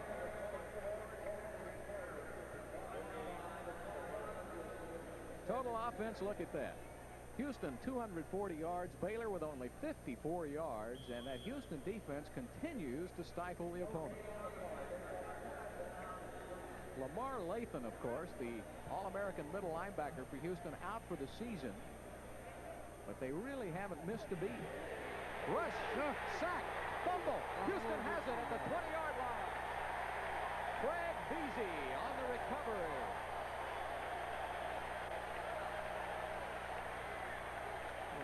They really took them apart defensively. Trey Hooper made the initial hit, and Beasy was the man on the spot. Watch it again. There's Oglesby with pressure. Here's Hooper, boom, from the backside, and Beasy right there for the recovery. Gable's got to be getting a little gunshot. Oh, yeah. I don't think he will. I think he'll survive it. Good quarterbacks do. Trey Hooper out of Mineral Wells, and he's the youngster of this group. There's Craig Beasy, one of the oldsters of the group. The veterans. First down now for Ware. The defense giving him another chance to score. Hazard goes high at the 5. Mike Welch defending for Baylor. Still, we have 2:01 remaining in the second quarter. Ware now 19 of 34 on the game. 3 turnovers created by the Houston defense.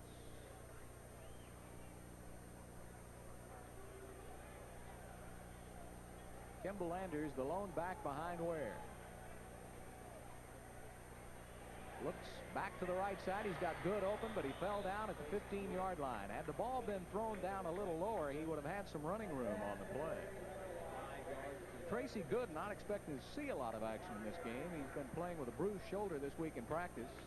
Grant Taft, look at that look on his face. That tells the whole story. He's a little concerned, isn't he? Then he's got another half to play. Third down. The Cougars need to get at the 10-yard line of Baylor. Andre Ware trying to avoid the rush. Looks into the end zone. He has a man. Touchdown, Houston.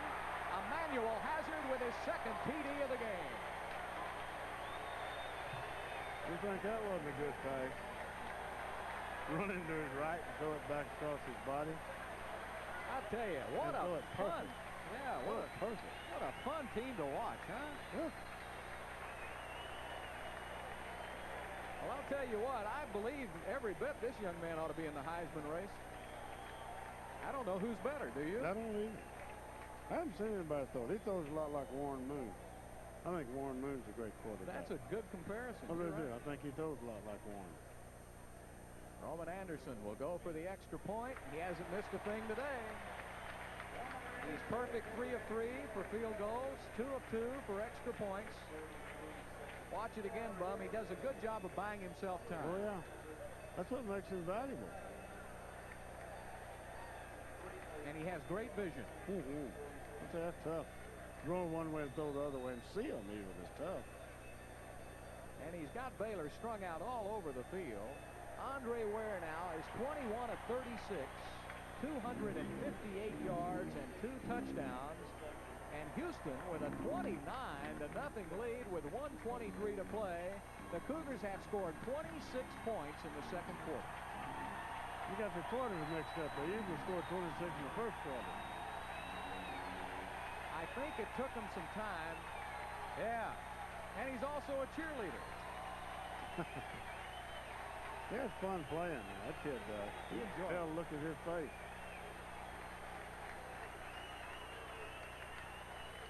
Going into this season, of course, the Cougars played their first game out in Las Vegas, so they didn't get the scores to the East Coast.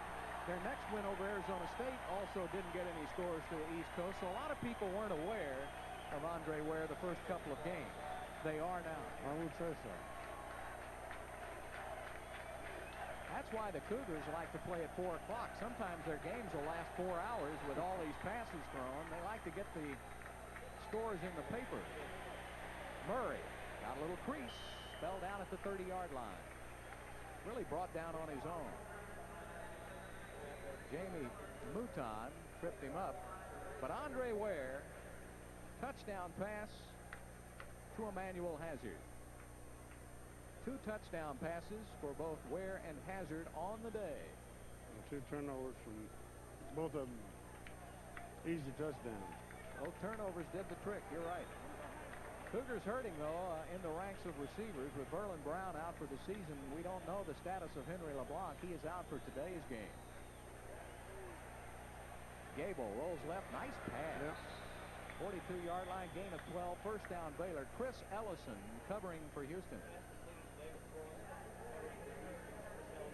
David Frost made the reception, a junior out of Edmond, Oklahoma. So Baylor now trying to get on the board with time running out in the first half. 1:07 left to play. The stats on Brad Gable, he has been harassed the entire game. He really hasn't had a lot of time to look for anybody. Good job of coming out to his back, Jeffrey Murray. Cost him. That cost him. Didn't take him down out of bounds. This same pattern, they just turned it over the other way. Same pass pattern. Hey, that Murray is a load at 217 pounds. He's out of Sterling High School here in Houston. In fact, Murray played in the same backfield with Jason Phillips when Phillips played at Sterling High School before coming to the Cougars. The penalty will be on Houston. And I'll tell you what, this is uncalled for here.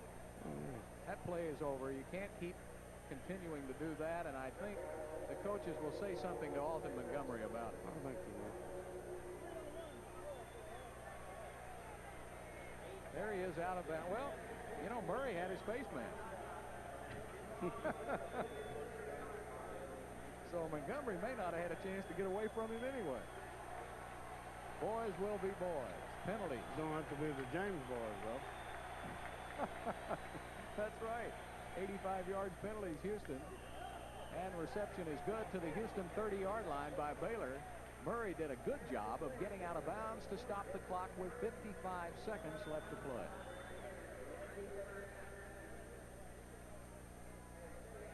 The Cougar band getting ready for halftime, and we'll join them. It's like the Blues Brothers. And there is Henry LeBlanc. Gable rushed, fumble. Houston has it. Craig Vesey gets his second fumble at the 35-yard line. Darwin Warren applied the pressure on Gable. That is the 4th Houston turnover in the game. Hit him when he didn't see him again. Oh, boy, what a hit. Watch Warren come around, number 97. That's it. You know, Bum, you really don't have a chance to look for a secondary receiver with Houston. No. Oh, what a lick. Look how fast. You know, he's 260 pounds. He closed in a hurry. Now with 48 seconds left, Houston could still do it. Could do it. Baylor with 4 turnovers in the game. The Cougars leading the nation in turnover margin. And they'll have that lead. Play action. Where? And he throws it away. It's going to be a middle screen again. Yeah, he didn't.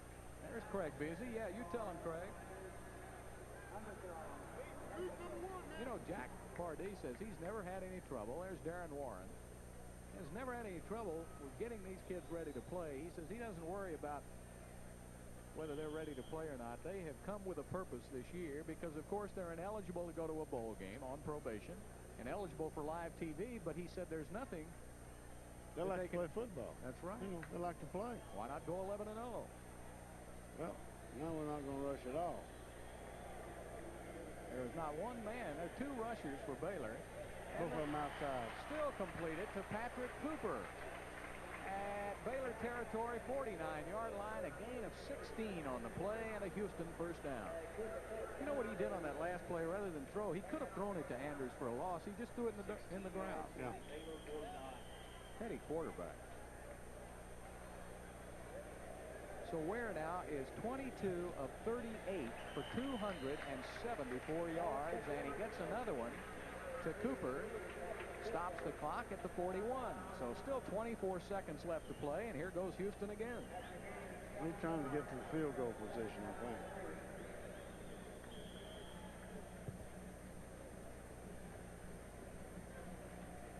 Cooper comes out. Brian Williams goes into the game for Houston. So Paul Smith and Tracy Good up at the top part of your screen.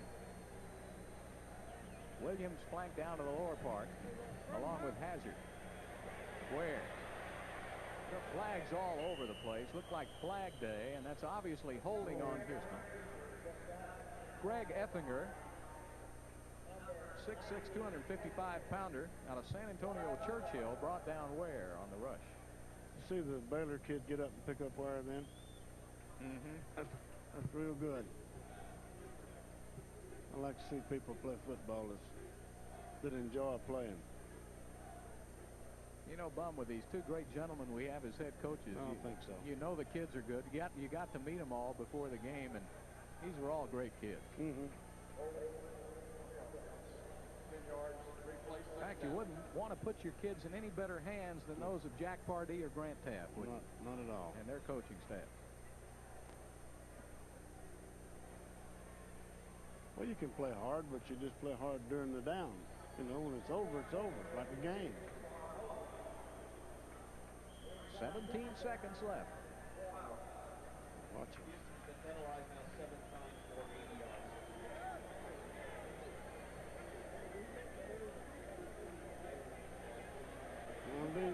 Williams got him open. Touchdown, Brian Williams. And Andre says, I can do anything. Charles Bell was the defensive back, and Williams had him beat by about 5 yards. Another outstanding tie. It's like Pastorini used to throw to Burrow. You could see it. You could see it all the way. There was going to be a touchdown.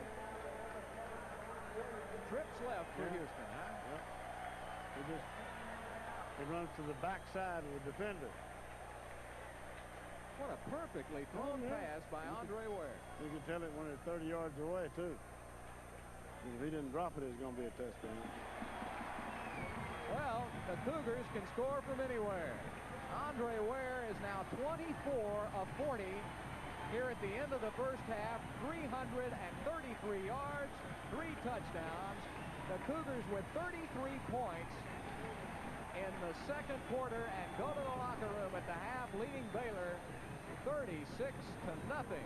The run and shoot providing the points. The Cougar defense with an awesome display here with 4 turnovers in the first half. We'll be back with the Houston Band in just a moment.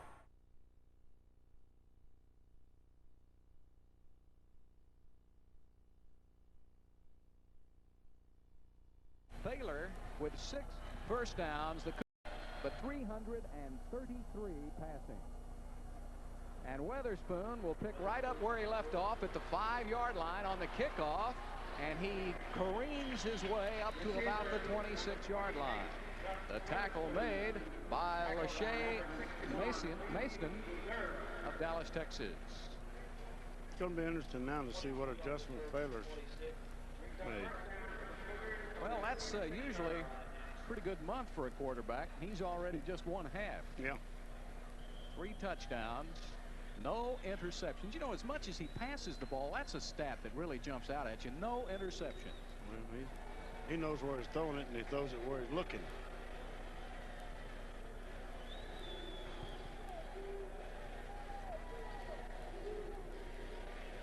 Looks to the other side of the field. Now he looks back to the right. He's still got plenty of time. Finally, Baylor gets to him, but heck, he had about 7 seconds to look around.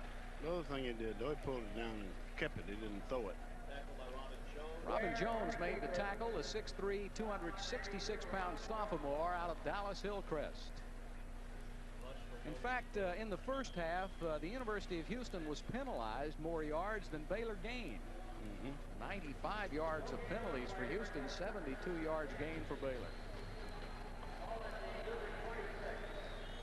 Second down for Andre Ware and the Cougars.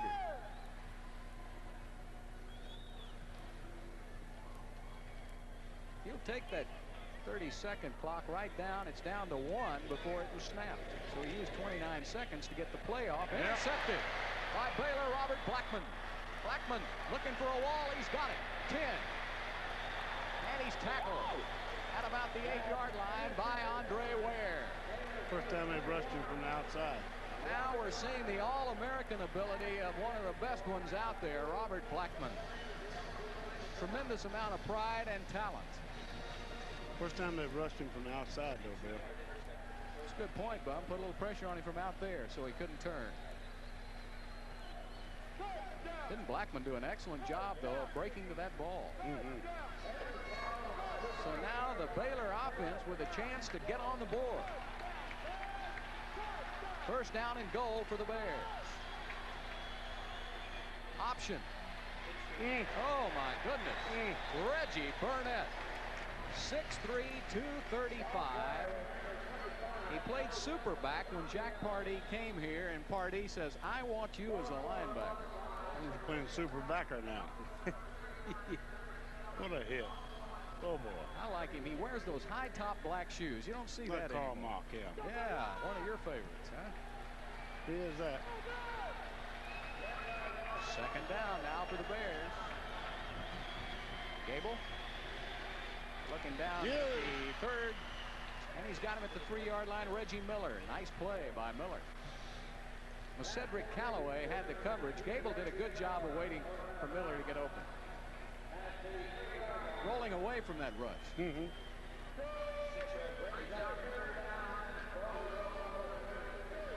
got it to him a step or two quicker, he could have scored. He could have turned up the field.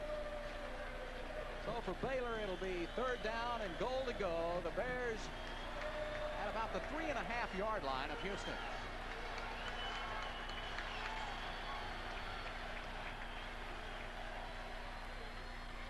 Play action, man wide open. Stutzman, touchdown.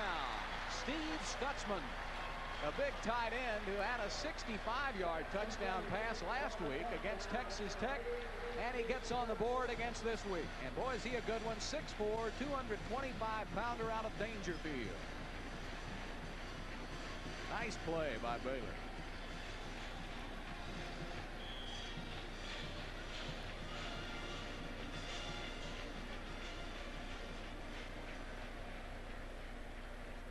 Stutzman on the reception. Ireland. Jeff Ireland with the extra point. It's perfect.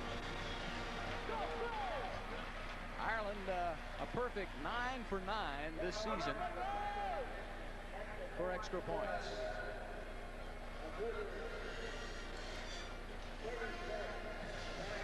Again, Bum, what did he do here? There wasn't anybody near the receiver. No, the play action fool safety over had that tight end evidently. He's looking in the backfield. And he couldn't see it on the film, but he's looking in the backfield. When the back's faked the other way, he went that way, and the tight end just slow block and come out. Pretty good play there by the Bears. So quickly a turnover by Baylor. Yeah. I don't believe Baylor's going to give up now. Too well coached. Too many good football players. Yep. Baylor ran into a couple of buzzsaws early in Oklahoma and Georgia. Then the Bears were able to right themselves. They played good against Tech, though. They really played well. They played well defensively and offensively both. In fact, they took a bunch of turnovers away from Tech. That's how they won that ball game. And then did something with them after they got them. They covered kickoffs real well against Texas Tech. They've covered here today. Ireland kicking it off real high. Poocher. Somebody better get under it in a hurry. And it's Kimball Anders. And he runs out of bounds at about the 24-yard line. Garrett Long carried him out of bounds. Brad Gable saying, well, had a little better idea on that play. So the Bears took it the 8 necessary yards to get on the scoreboard. It's now 36-7.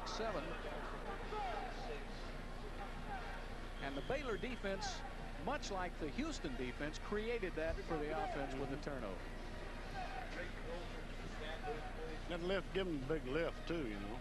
They needed to do something good, and they did. Like the Cougars have a little problem on who they're going to substitute for, and now it looks like they only have 10 players out there. Tim Woods come into the game. I think he did. Number 33, inside lateral. That's actually a pass to Anders, and he's thrown out of bounds on the play by James Francis.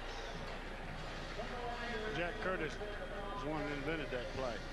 Utah pass. Jack Curtis is the first one that invented it. First one that I saw run it. And it's really a pretty safe play. Yeah, you know, you might have an incomplete pass, but I don't think he lateraled that. I think he had the forward pass. That's what it was intended to be. I know, and it actually was pretty close, wasn't it? Mm-hmm. Second down, needing about 7 for Ware. A lot of pressure. Hazard, 45. Nick Field running away from Baylor, and he's tackled at the Baylor 48-yard line. Charles Bell made the tackle on a manual hazard, but he almost got free for the whole ball of wax. Well, he is dynamite waiting to happen. He got poked in the eye, it looked like. So rushing him from the outside is not necessarily the answer. He just has so many. You got to be close to him when you rush him like that. When you blitz him, you got to be close to him. Woo! So now into Baylor territory for Andre Ware. Across the middle again. Tough completion. Good for a gain of 12 to Cody Smith, a young junior out of New Braunfels who was a quarterback in high school. Gary Joe Kinney made the reception. Or made the tackle, I should say. Cody Smith with the reception. There's Tom Wilson, the Cougar trainer for so many years, working over Hazard. Trainer of the year for many, many seasons. He is Houston. He really is Houston. Tom Wilson has been here for seems like forever. Again, Cody Smith. He's a tough little guy. Works on a lot of the scout teams during the week, but with all the rash of injuries to the wide receivers for Houston, he got more playing time today than he thought he would get. Yeah, how bad would they be if they had that middle linebacker and Brown, too, the wide receiver they lost? Oh, my goodness. Well, Jack Pardee said our defense is good, but with Lathan in the middle, it's super. There may not be a better defense anywhere with Lathan. You know, he's... Oh, wait, this is over. Second down, needs about 6. Very patient. There's that little kid, Smith, again, and he's inside the 15 to the 14. Cody Smith, 3 receptions in a row. Blackman made the tackle. Lathan would probably go in the first 5 players picked in the NFL draft to show you how good he is. Well, look at this little kid now, Cody Smith. Yeah. I think he was a walk-on when he first came to Houston. Boy, he put his eyes right on that ball. You can see him looking at his head. He looked it all the way in. Boy, he's tough. 5'7", 178 pounds. He don't know he's not big. He's big where it counts. Where? Ooh, what a rush by Baylor at about the 20-yard line. Gary Joe Kinney. He was along with Frankie Smith coming from his right corner position. Well, that Kinney's a football player. Yep. Senior out of Mesquite.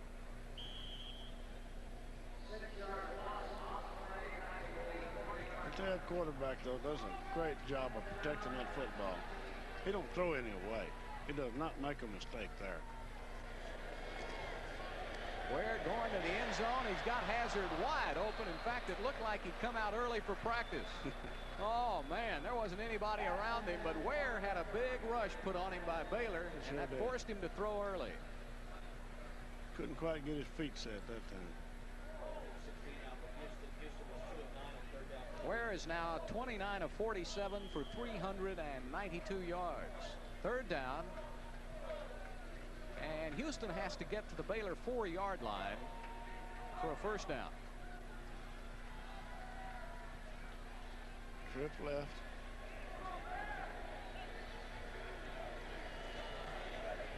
Gonna throw that screen play again. Weatherspoon, 10, 5, 4, 3, touchdown! Unbelievable!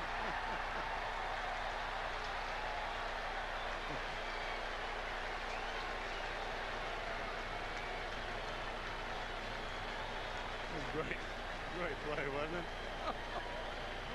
Well, we've talked about Robert Newhouse. That looked like Charlie Toller, the old Oiler. Oh, yeah. It may be redundant to call him a bowling ball, but what else can you call him? A shot put. Yeah, look at this. There's 1, 2, 3, 4. Drug him in the end zone. Excuse me. A gain of 22 yards and another touchdown, and Blackman is down on the field, and boy, we hope he's okay. Star performer for the Bears and All-American candidate Robert Blackman. But this young, there he is. It's a lot of traffic, and boy, when he met Weatherspoon, there was a massive collision.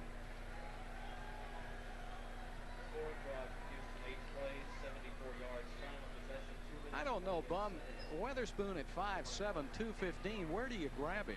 I don't know. You can't grab him. You know, you can't grab him very any spot. If you grab him straight ahead, you get him right around the head. All right, let's watch Weatherspoon and Blackman again. Here it is. Yeah. Oh.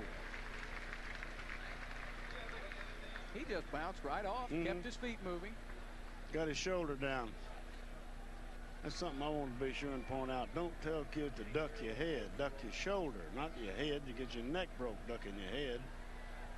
Keep that head up and try to put that head right on him, huh? Put the shoulder, but you lower your shoulder, not your head when you're running with the ball.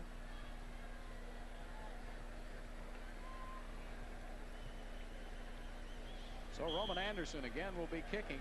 Maybe Blackman's all right though. Looks like he's okay. That might have hurt his shoulder a little bit, also knocked the wind out of it. Oh, there came the middle rush by special teams. Now remember, you can return a block kick for 2 points the other way, so you got to jump on it in a hurry. Well, it's been too much spoon. I guess he's spoon feeding the Bears right now. Houston 42, Baylor 7 with 10:42 left to play in the third quarter.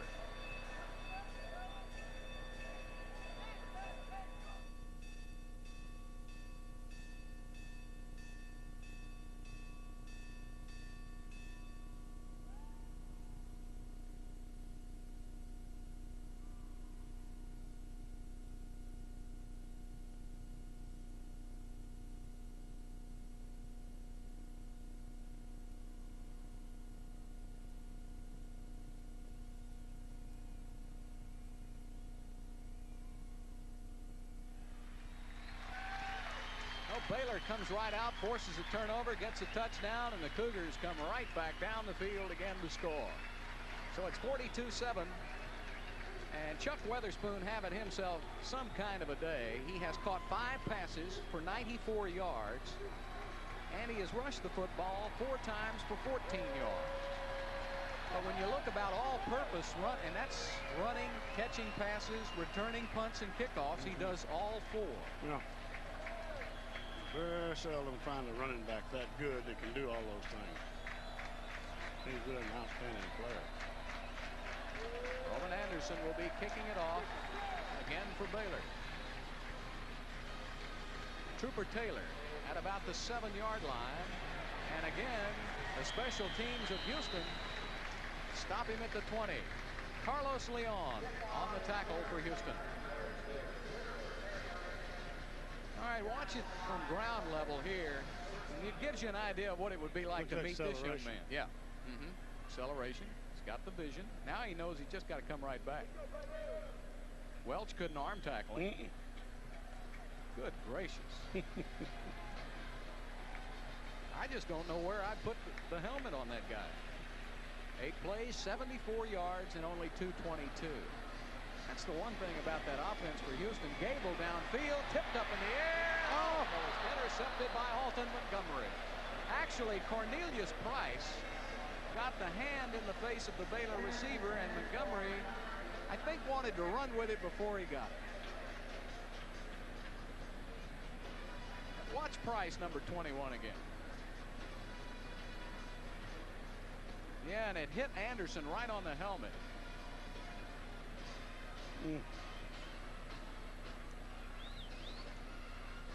And Darren Warren was shaken up on the play, and that's bad news for Houston. Jack Pardee said before this season started that he thought he had as good a players as anybody. He just didn't know how many bodies he had, and he couldn't afford a lot of injuries. Now, there we see the Baylor defense with Pete Friedenberg. Baylor with Raphael and Murray in the backfield. Gable has had to go, of course, to the air, being behind so much. He's cornered. Nice pass play to Murray. And he's up across the 40-yard line, run out of bounds about the 40 by Tyrone Jones. And I'll tell you, this is really a great target. I think they're going to bring it back, however. Baylor may have been guilty of holding. But Murray came into the game with 19 catches. And at about 220 pounds, he's pretty tough to bring down. There it is, Murray. Russ didn't hold him real good. He got by him. Left him open to catch the pass, but the holding had already occurred. Boy, he put a hit on Jones, didn't he?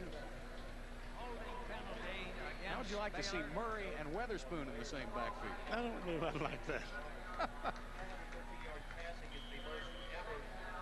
Well, I've seen Coleman much today.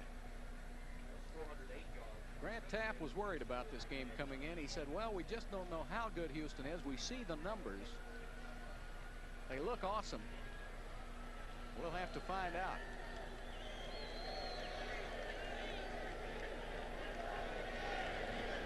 Here's that option play to Raphael right side, and Tyrone Jones wrapped him up. Jones.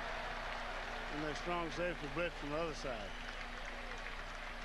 Really, there are just not a lot of weapons that Gable can use right now. It seems like Houston's playing with about 13 players, doesn't it? Better count them, because they just look like it.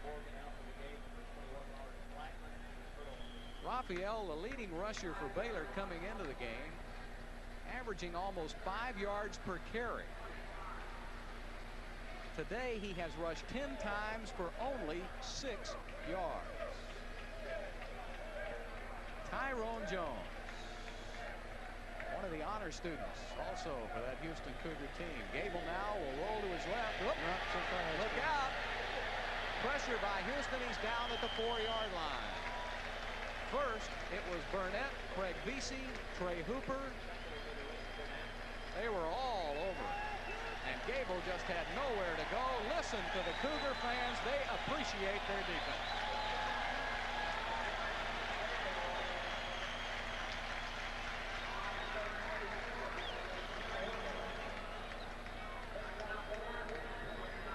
Watch the back foot of Rudder. He's right near that back line. He's got an excellent leg, and he gets the punt out. However, this one's going to be short, and Houston will let it hit, and it goes out of bounds at the Baylor 37-yard line. That's 8 punts now for Rudder. That one traveled 33 yards. Well, Jack Pardee, I was talking about, you know, late in the games, I said, Jack, who do you play? He says, I don't have a lot to play because we're trying to redshirt as many people as possible because of then look out for some big scores then. And he just doesn't have a lot of people to put into the game in the late stages.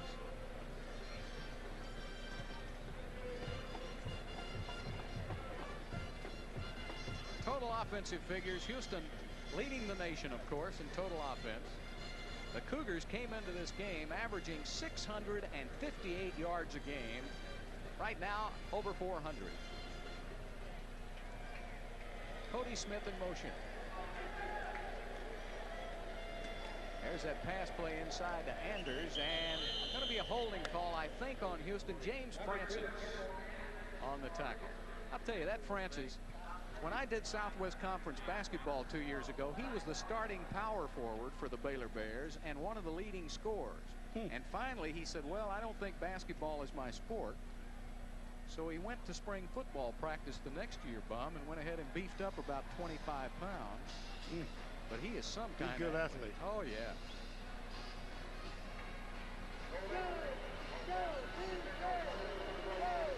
So holding is called on Houston, and they'll back it up 10 yards. So the ball will be just shy of the Baylor 45-yard line.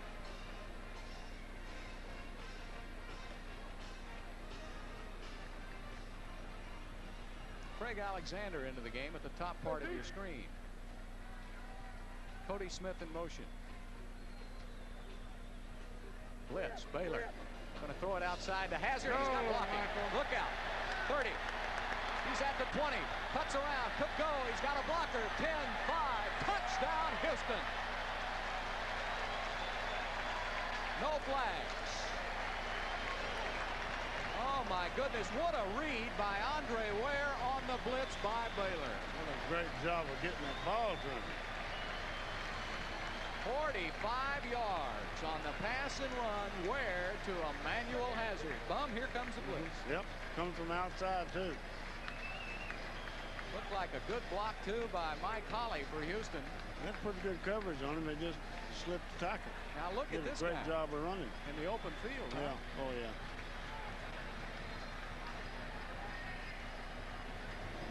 Roman Anderson with the extra point. And my goodness gracious, the Cougars now lead it 48-7. Well, he has just tied the Southwest Conference record for career touchdown passes held by Kevin Murray of the Aggies. And he's got another season and a half to go. And another quarter and a half here. We'll take a break. Houston leading it 49-7. The Warehouse.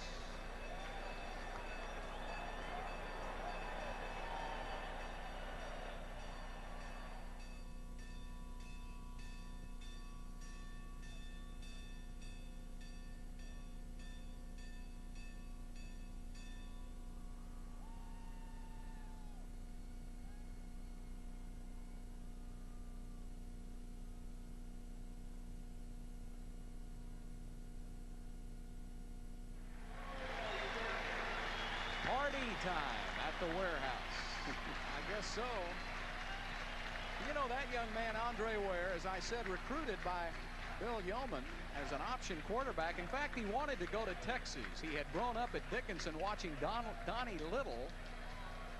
And Little went to Texas, and Ware said, that's where I want to go. The only problem was Texas wanted him to play defensive back. So he came to Houston and switched to the run and shoot and never missed a beat. That would have been a terrible waste, wouldn't it? Oh, my goodness. Now he has tied the conference career mark, 48 touchdown passes held by Kevin Murray, and he really has a season and a half left. Reggie Miller gets it to about the 25. The amazing thing, too, Bum, Zach Chapman, along with Tyler Mucho on the tackle for Houston. The amazing thing is that Ware only started 3 games last year, so he really is a relative newcomer to this offense, although he has a spring practice under his belt. Just think what numbers he could roll up in the future. Boggles the mind. Oh, yeah. Could change quarterbacks. Nope, it looks like Gable's still in there. Going to hand it off now to Raphael. Good run as he cuts back to the 35, 40, and he's out across the 40 to the 42. Alton Montgomery brings him down. Nice run by Elwin Raphael, you can't hold a good one down very long, and he's one of the best. Junior out of Lawton, Oklahoma. Good cutback. Yeah. That's the good part about that eye. You're deep enough, you can see that. Hadn't got enough time to get there. Good block by Monty Jones, the right guard. Watch him, number 59, on the upper part of your screen.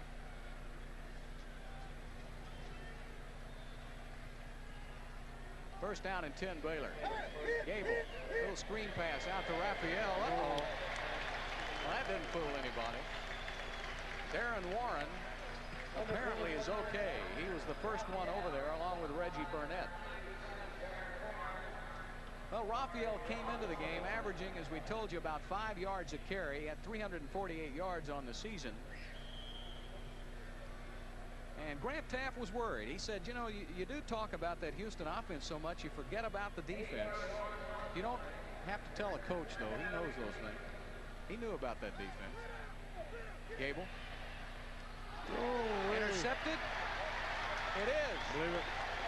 Cornelius Price with the 5th Houston turnover of the game.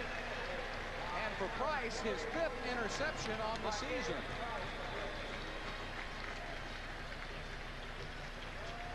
Tell you what, he looks like he can play in the NFL right now. The way he closes to the ball. I had read the quarterback real well, too. Does he get it, Bob? I think he did.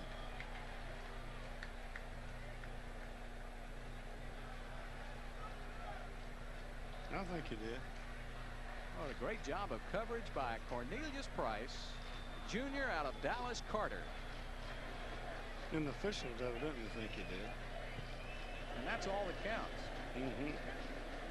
2 interceptions in the game for Price. Ware going long. Paul Smith. And Welch put a hit on him at the 5-yard line. I think you could call it a hit, too. Welch and Malcolm Frank had Smith sandwiched at the goal line. Now this is what a receiver, watch Welch. Yeah. Oop. Yeah. Tell you what, Welch says, hey, don't come down here anymore on me. I'm tired of this stuff. Kind of don't blame him, do you? Yeah, but that don't bother those University of Houston receivers, I don't think. They got ice water. You get the glory when you catch a touchdown pass. You got to expect that if it's over your head. You better have all your eyes open. Weatherspoon. And he got turned over by Malcolm Frank. First time I've seen him run that play. Don't. Yeah. Well, a lot of frustration on Baylor's part right now, and you can't blame them. They have run into a buzzsaw at Houston.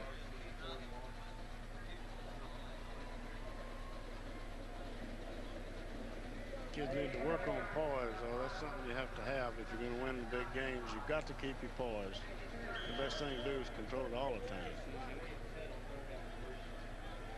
6:30 left to play in the 3rd quarter, and it's 49-7 Houston.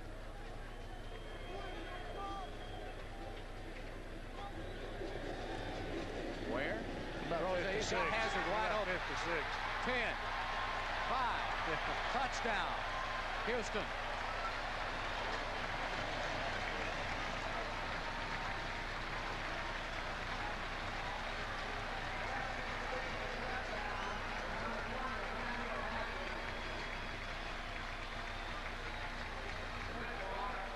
Houston scoring machine just keeps coming.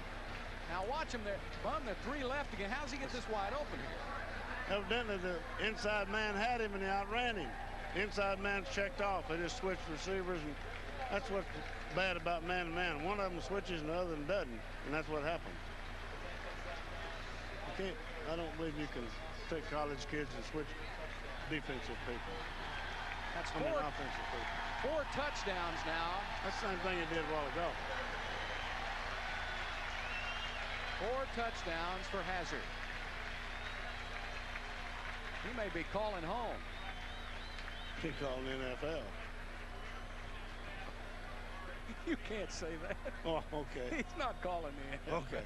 He's calling home, though. I see.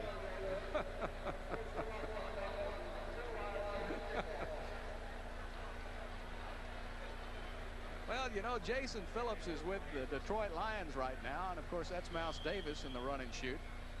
James Dixon's, who was with Houston last year, is with the Dallas Cowboys. Hazard's got another year. Well, that touchdown pass by Ware breaks the record. He now has 49 career touchdown passes. That passes Kevin Murray. He is #1 in the great tradition of the Southwest Conference. He is the leader, and he has a full season and a half left to play, and heaven forbid, barring any injury. But he's going to set some records that are going to be hard to break.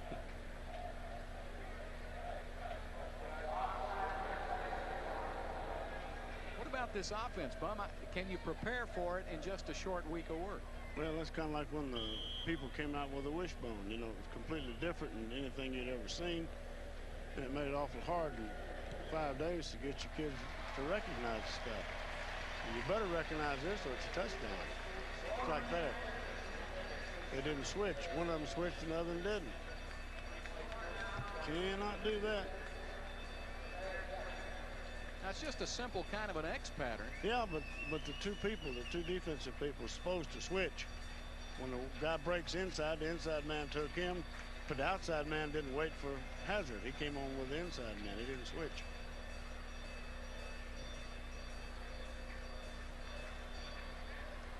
Or again, a look from the defensive end of it. Yeah, see, they're playing man on him.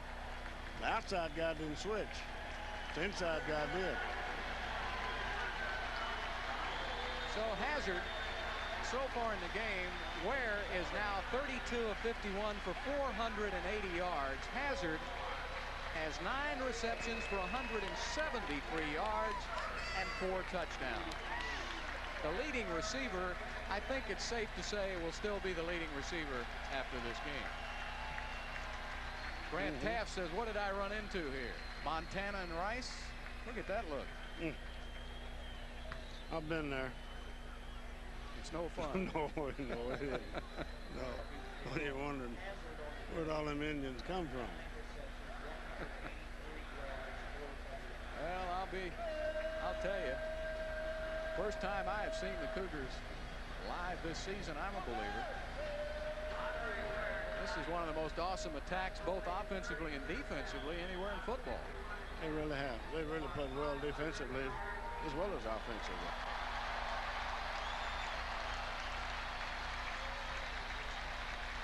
Well, the stats today for Andre Ware, 32 of 51 for 500 yards, 5 TDs, and 1 interception. Trooper Taylor drops the ball back at the 17, and he's leveled at about the 32. What a tackle. Carlos Leon and also Zach Chapman. Say, that Leon is a heck of a special teams player. And we've got a Cougar down on the field, one of the special teams players down at about the 38. The House of Gain.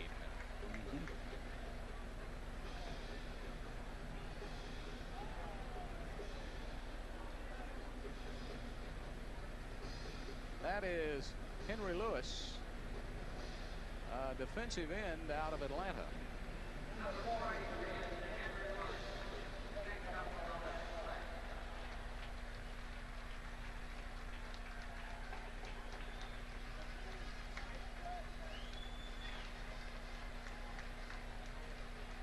I think Baylor now is going to go to their senior Ed Lovell out of Lamarck.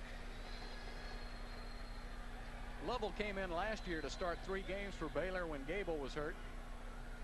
Also in the backfield for the Bears, there's Lovell, will be Lincoln Coleman and Eric Gilstrap. And in motion goes David Frost.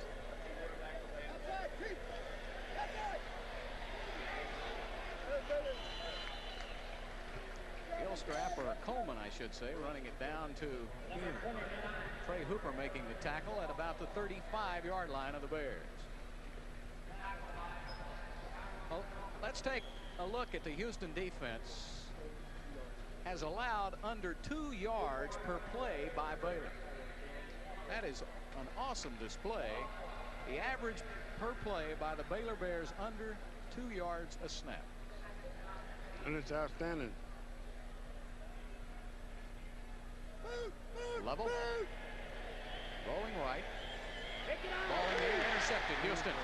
Cornelius Price with his 3rd interception today, his 6th on the season. I'm telling you what, everywhere that youngster is, that's where the football is.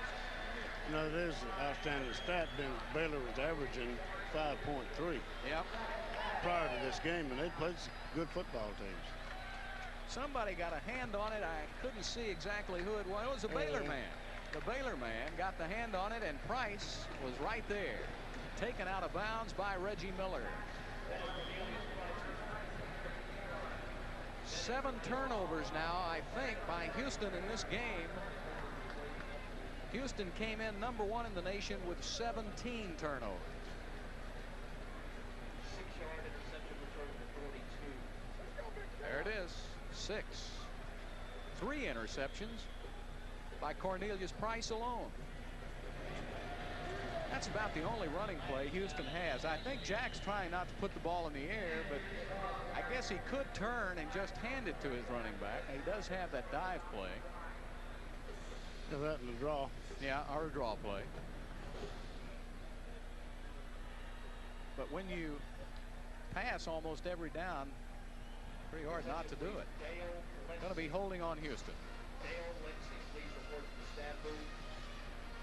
Andre Ware today, 500 yards, 32 of 51, 5 touchdowns.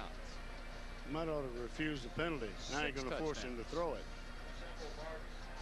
I'll tell you what now, he set the record 7 touchdown passes last week. He could break it here again today. Because we've still got 5:12 to play in the 3rd quarter. We've still got a quarter to play. You see why Houston moved their games to 4 o'clock, don't you? You're going to call my mom and tell her I'm going to be late. You can bring a box lunch when you come to a Houston game because you're usually going to be there about 3 or 4 hours. Easy. Where to Weatherspoon. Couldn't hold it. Records so far set against Baylor today. The 33 passes completed is a record against the Baylor Bears. Mike Ford of SMU held that record. He set it back in 1978 when he completed 32 passes. 6 touchdown passes against Baylor to ties a record Robbie Bosco set of BYU back in 1984.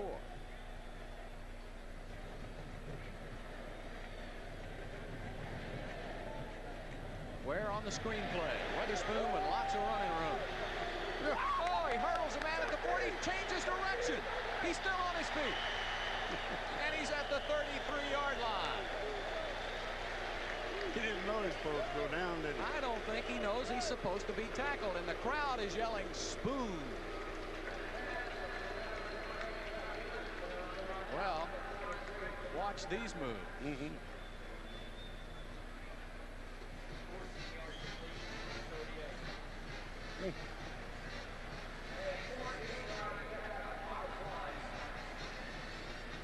That's balance for you, isn't it? That's an old football drill that you've had for years. Oh, yeah. Keep your balance. C-spoon run, C-spoon score. What'd you say a moment ago? He's a tablespoon. Yeah, and a teaspoon. That's it for Andre Ware. He checks out of the game to a standing ovation. 33 of 53 for 514 yards and 6 touchdowns for Andre Ware today. Maybe I'd get him out of the game myself. Boy, you're not. Maybe a touchdown or 2 before. David Klinger, a sophomore out of Stratford High School, is the new quarterback. This kid got a good arm. You know, he only had 3 points on the board after the first quarter. Yeah. The Warehouse. That's Houston's new name for the Dome, the Warehouse. He's going to stack a lot of records in this Warehouse before he's gone.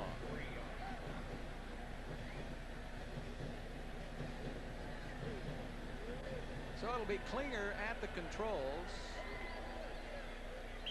And David has put up some pretty impressive numbers this season himself.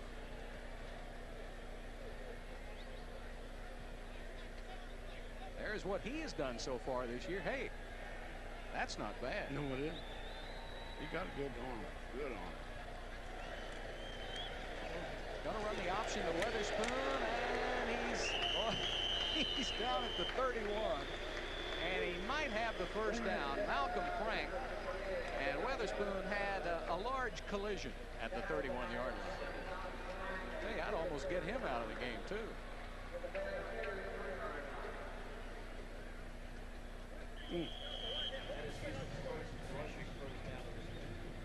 First rushing first down for Houston.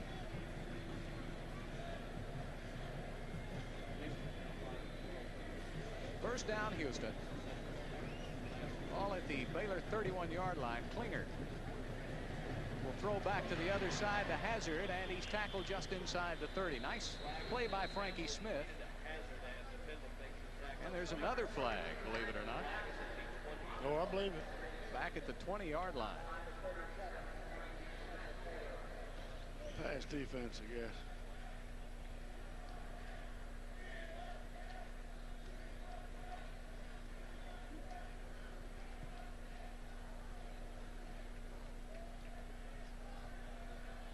Referees get about as much a workout as the players. Holding, defense, 10-yard penalty, and first down. The rains are pouring. Watch the numbers here on Emmanuel Hazard. 183 yards.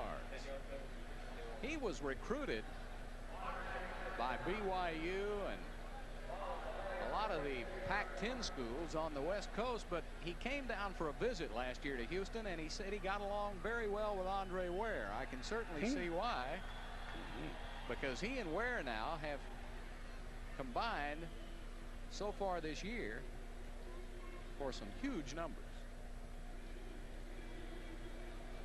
So there's a penalty. It was defensive holding called on Baylor. The ball will be at the 20-yard line. That'll be first down, Houston. And we still have 3:35 left to play in the third quarter.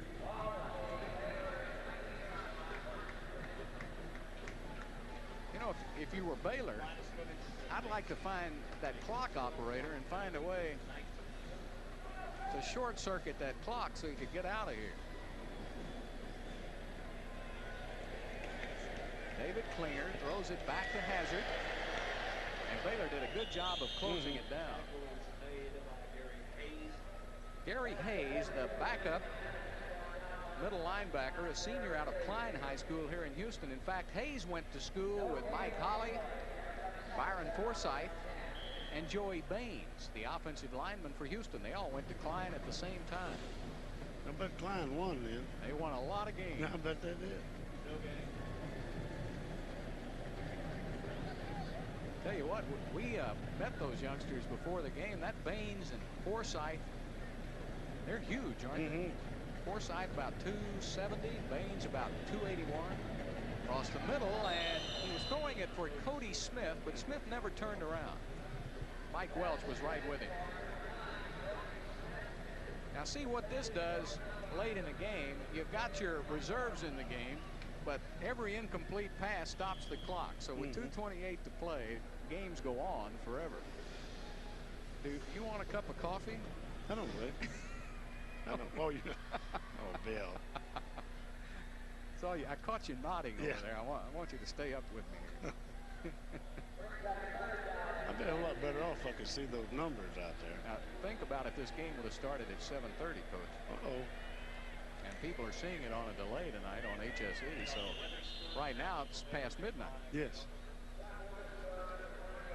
Greg Effinger on the tackle for Baylor, junior out of San Antonio Churchill. Well, the Cougars, they're going to skyrocket their records even one more notch as they head in to play Texas A&M next week at College Station. The Aggies appeared to have a safe lead over Texas Tech this afternoon, but the Red Raiders came back to win it 27-24, so the Aggies face elimination next week. They'll have their backs to the wall. They'll play Houston tough. Roman Anderson with a 26-yard, make it 36-yard attempt. It's good. That young man's been perfect today. He's 4 of 4 in the field goal department. The long ones, too. What, 41, 47, 51? 51. Wow.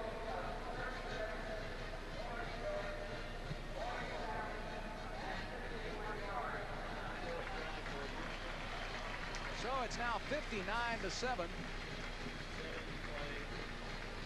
That's the shortest field goal of the game for Roman Anderson, 36 yards. Andre Ware is through for the day. But I'll tell you what, Bum, in talking to him now, look at the total offense so far this season. Ware has more yardage than the entire Baylor team. Yeah. Yeah. Unbelievable. I asked him if he was now see, he has to do a push-up for every point. Oh, I see. That kid might have some big arms. I don't know who he is, and he's finally getting some help. He's calling home. He says, Mom, I feel fine. I'll be home in time for a late dinner. I wonder now, the blitz is starting to come. The New York Post, the Washington Post, they ran some nice articles on Ware last week. ESPN, along with ABC, sent some people down to talk to Andre Ware, so he's starting to get the national attention now. The spotlight will be squarely focused on that young man for the next few weeks, don't you imagine? Yeah, I'll tell you, from meeting him in the dressing room, well, I think he'll be able to handle it. He has a lot of poise, doesn't he? And it just always seems like he's genuinely happy to be visiting with you. I know the attention is new to him, but I think he can handle it. I do too. He's getting ready to get a bunch of it. Because let me tell you, folks, Tony Rice at Notre Dame is very deserved if he gets the Heisman Trophy, because, of course, he's on national television every week. This young man isn't because of the probation by Houston. But when you take his figures and stack them up next to Rice, it's no contest. Of course, he'll have to do it as many times as Rice has done it for Notre Dame. Well, for the Bears, it's been that kind of day.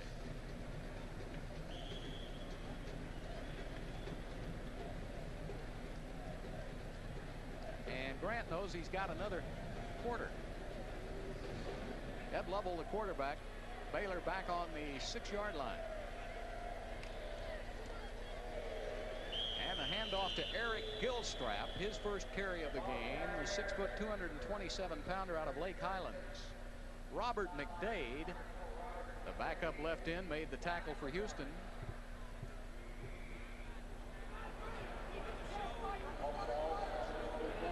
Tribute to your coaching staff. He's still over there coaching it. Oh, yeah. I don't think we're going to steal anything, fella. Well, you know, they got a lot of other games to go. You can't surrender. No. No, in fact, Baylor, this will only be the first loss in conference play, so the Bears are still very much in the conference race, and they know it. In fact, you could really have a race. Here's a good run by Lincoln Coleman. Now, here's the youngster you were talking about. He came out of Dallas, Texas, and originally went to Notre Dame and transferred to Baylor. Got good ability.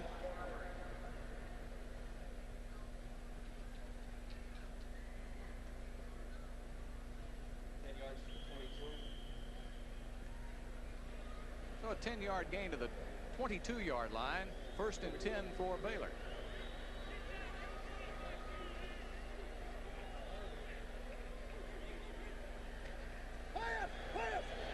Level going to scramble right. Good job of running. And a gain of about 8 on the play by Ed Level. Ed Thomas knocked him out of bounds. Looks like Craig Upchurch on the left, the all-conference forward for the University of Houston basketball team. And I'll tell you what, his basketball team, that's Derek Daniels, the point guard for Houston. That basketball team's going to have trouble scoring as much points as the football team does.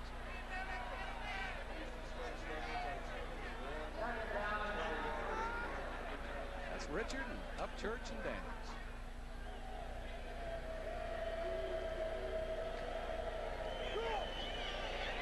play. Lincoln Coleman, nice job of running as he gets to the 40-yard line. That's a first down by Baylor. Chris Ellison on the tackle for Houston. So the backfield of Coleman, Gilstrap, and Ed Lovell running that football. And the time, more importantly, running off the clock, although they stopped the clock to move the chains, and now they'll have them going again with under 40 seconds to play in the third quarter.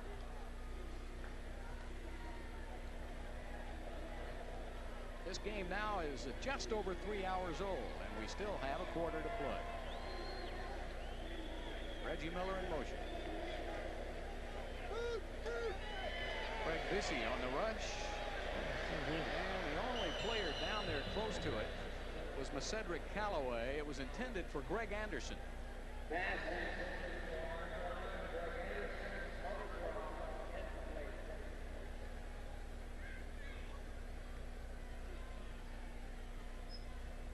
Well, Bum, this is the first time you have seen the University of Houston live. What are your impressions? I think they got a heck of a football team, obviously. Anybody can score that many points that quick. Got to have a great team.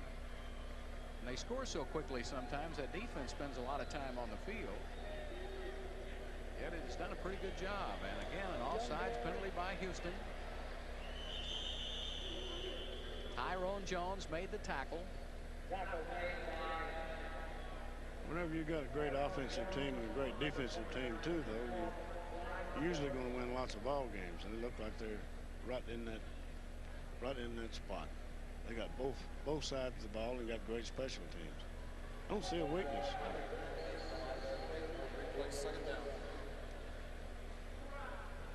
Tell you, it has been a busy day for referee Bud Alexander and the rest of the officials. They've had as much a workout as either one of these two teams have. They got them all up on the line of scrimmage. They're just playing flat, 3-deep zone. Just let them make it. Well, that's the end of the quarter, but it's not the end of the game. Believe it or not, still have one more quarter to play in the Astrodome. The Houston Cougars leading the Baylor Bears 59-7.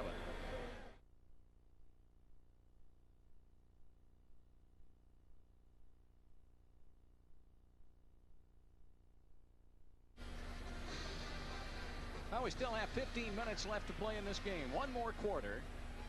And the Cougars are putting up just some astronomical numbers. And a good pass play to David Frost. Brought down by Cedric Callaway. Frost out of Edmond, Oklahoma. Came into the game with 5 catches on the season.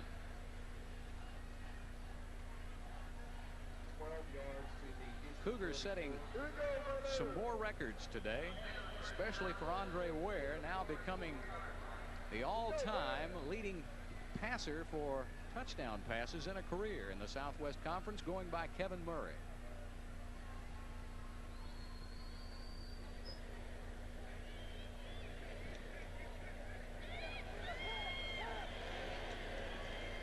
Nice pass by Lovell, just off the fingertips of Steve Stutzman. Big tight end. In fact, he has the only touchdown for Baylor. Touchdown reception earlier in the game, or at least early in the third period, from Brad Gable, and it seems like about a week ago.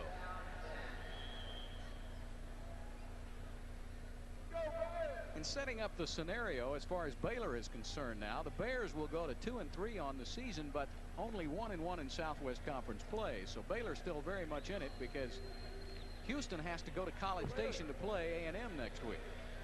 And the Aggies could help Baylor's cause with a win, of course, over Houston. Now, Houston, of course, is not eligible to go to the Cotton Bowl. So this really doesn't mean that much to Baylor, because the Bears will get the Aggies in 2 weeks in Waco.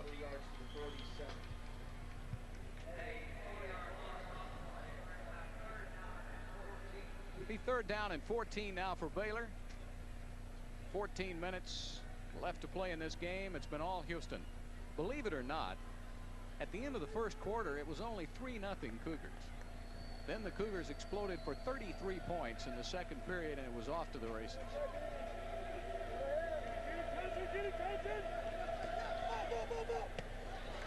Nice pass play. And it's taken out of bounds by Melvin Bonner, a freshman out of Van Vleck. And he's run out at about the 20-yard line.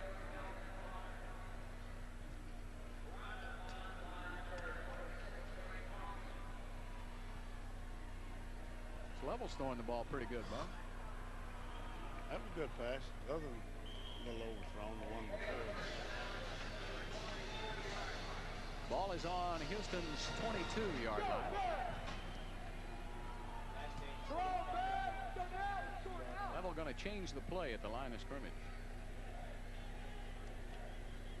Split the middle with the zone with the tight end. And it's overthrown in the end zone. Good job of coverage by Cedric Callaway, man-to-man on David Frost. Frost just couldn't lose him.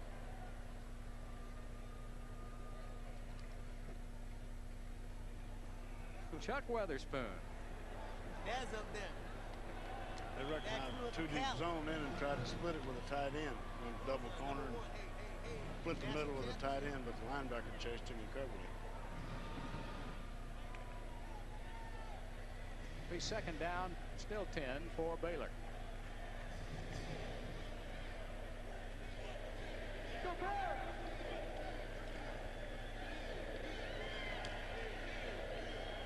Level looking for Reggie Miller, his wide receiver.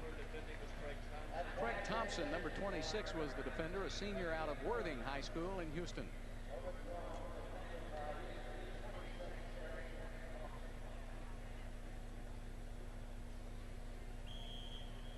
Lovell has been an excellent player at Baylor in his 4 years. Gable came in, however, his freshman year, had a sensational year, was injured a bit last year. Lovell picked up the slack for him.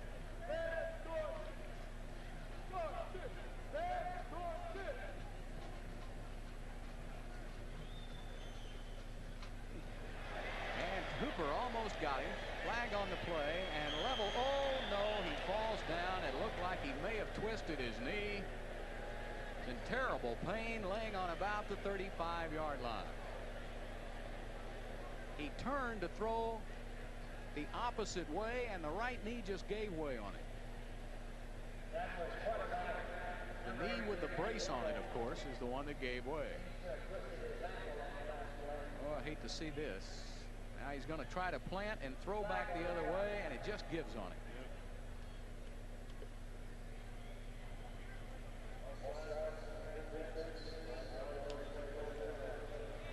Well, there was offsides called on Houston, so Baylor will get 5 yards. And Lovell will have to come out of the game. That's a tough break.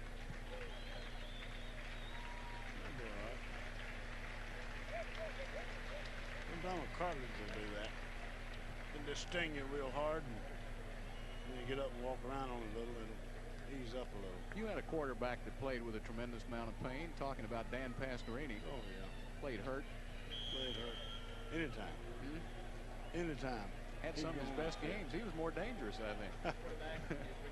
Ricky Vestal, now a sophomore out of Houston, is the quarterback for Baylor, the third-teamer. Third down, he needs 5 for a first. And he's thrown right into the fray, and it's almost intercepted.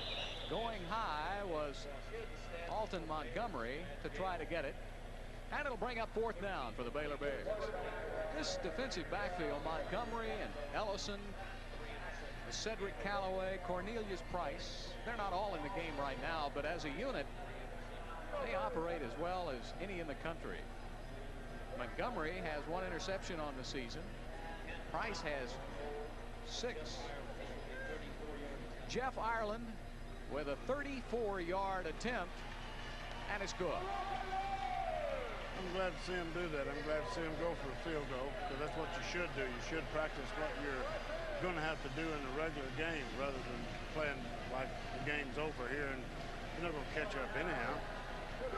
Might as well do the things that you normally do in a ball game. Kick the field goal on 4th down. So we've got 12:48 left to play in the game, and it's Houston 59 and Baylor 10.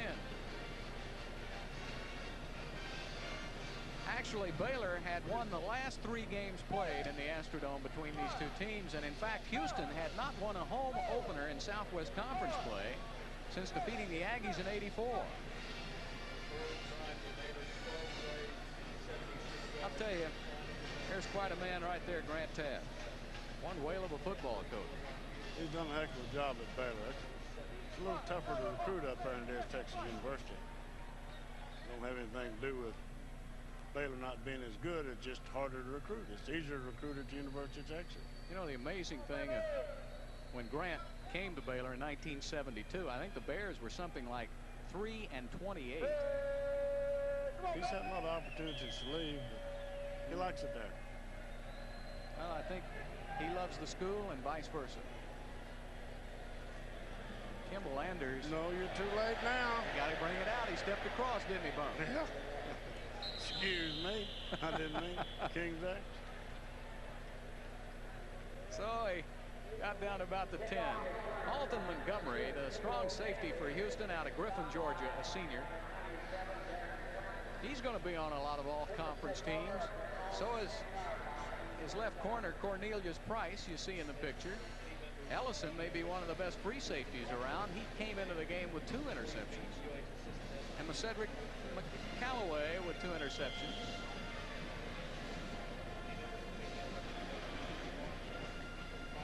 That Cougar defense really is an offense, the way it attacks. That's what they've been today. David Klinger will be the quarterback.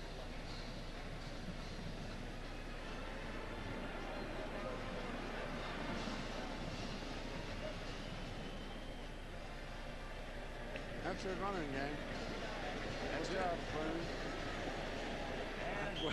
That's their running game. Throw a 4-yard pass and they'll run with it. Big Robert McDade of the Cougars. Interesting story, McDade, senior out of Corsicana. He went to SMU, and then, of course, when the Ponies got the death penalty, all of the players could transfer. McDade came to Houston. He was a down lineman at SMU. They made him a linebacker at Houston. Now he's back on the defensive line. He's done quite a job as a backup to Warren, Hooper, Oglesby, and Beasy.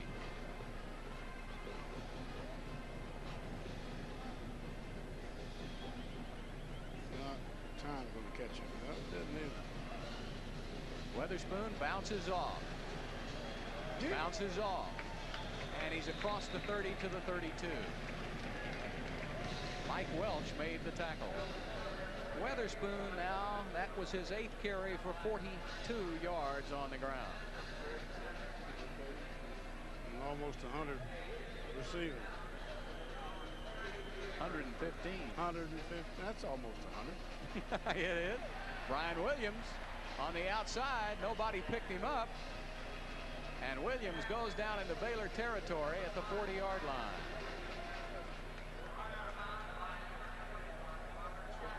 Robert Blackman ran him out of bounds. Blackman hadn't give up.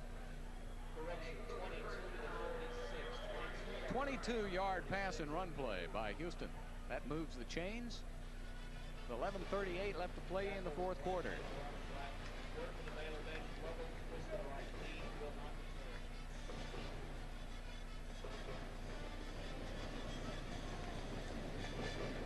And off Weatherspoon up the middle. Big hole. Bounces off 1 to the 31-yard line. Mike Welch again having, don't you know Welch at 200 pounds, when he sees Weatherspoon coming, Welch is the free safety saying, hey, I'm getting tired of making the tackle on this guy.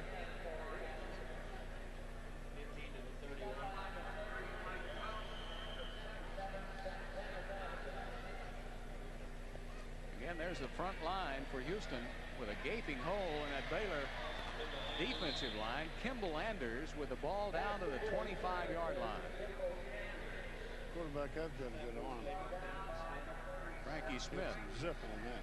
Well, you know, he'll be a senior when Ware retires. Klinger will have 1 more year. Just a sophomore out of Stratford High School.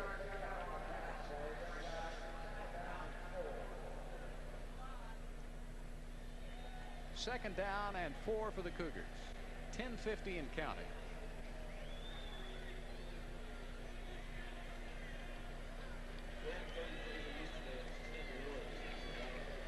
And off Weatherspoon, and that time it was led well by Baylor. Number 55, Gary Hayes, the middle linebacker out of Klein, was right there. Looks like he's going to run through.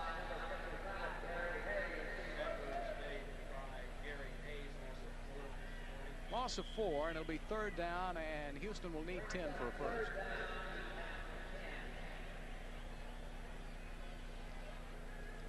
Officially, the last play will be a loss of 5 yards for Weatherspoon to the 31.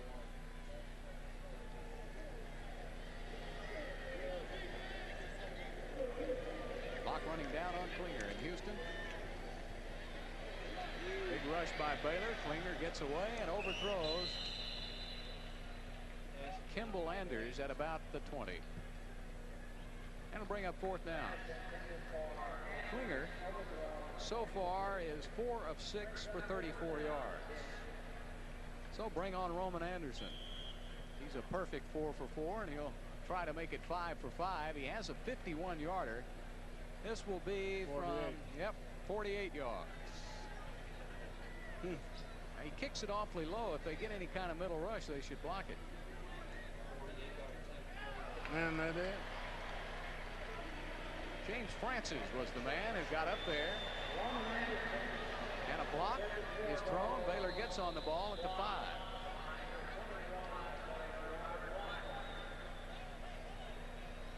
So the ball is killed by Eric Long down on the 5-yard line. We're going to take a break in the action. 9:40 left to play in this game. The Cougars lead it 59-10.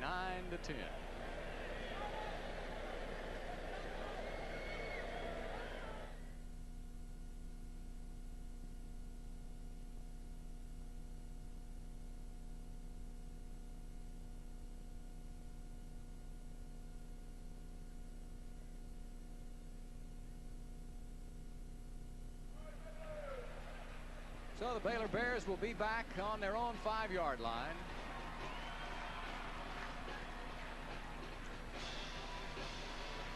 Handoff looks like Lincoln Coleman as he gets out to about the 10.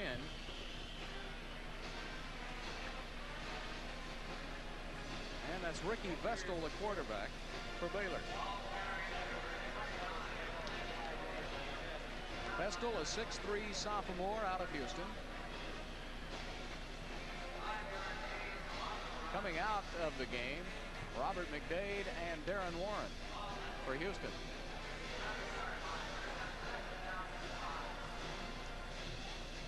All kinds of new faces in the Houston defense. We'll try to get them for you here. Vestal fakes that draw play. Big rush by Houston, and here comes a tackle by number 77, James Bevel, a 232-pound sophomore out of Jasper, Texas.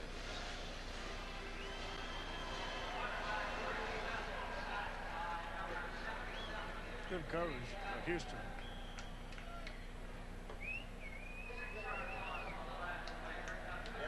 That's what you call a coverage sack. There's nowhere to go, huh? Yep. You got somebody with everybody, you got to eat the ball. He had time to throw it, didn't have anybody open. Draw play, Lincoln Coleman at about the 5. On 3rd down, he needed about 11, so Baylor will have to punt. Coleman so far has rushed 7 times for 25 yards.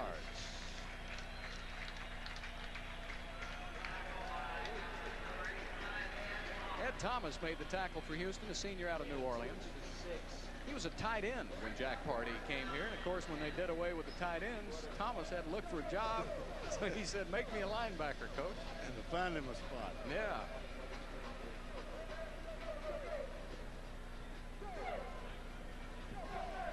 Rudder.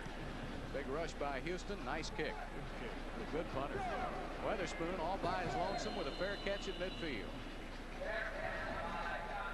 Since Houston went for the block and he didn't have any blockers, Weatherspoon said, I think I've done enough. And so he's got good judgment. Bum, you've, of course, coached in the high school ranks in Texas and worked your way up with the colleges at A&M in Houston and then to the pro ranks, but I think they do probably as good a job as anywhere here in not only the high school coaches, but the college coaches in the state of Texas. I think the state of Texas got the best football program in the whole country. I've seen them all, Pennsylvania, California, the ones that are supposed to be good. But believe me, the high school coaches and the college coaches in Texas are the best. They got so many of them. We get so many football players here in the state of Texas. If it wasn't for the state of Texas, Oklahoma couldn't play. California, Oklahoma, a lot of people. We've seen kind of an exodus of some of the blue chippers in the last 4 or 5 years, but we're seeing them start to come back now. Yeah. And I think with rejuvenation of the conference in the next several years, we'll see most of those kids staying at home.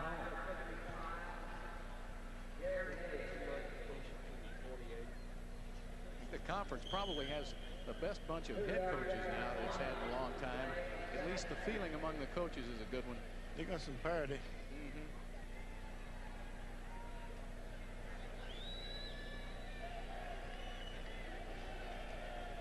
Of course, alumni don't want parity. Isn't that the truth? Klinger sacked on the play by John Godfrey. Yeah, that's right. If you coach for A&M or Texas, they want to win. Yeah. They want parity to be amongst the other 6 or 7.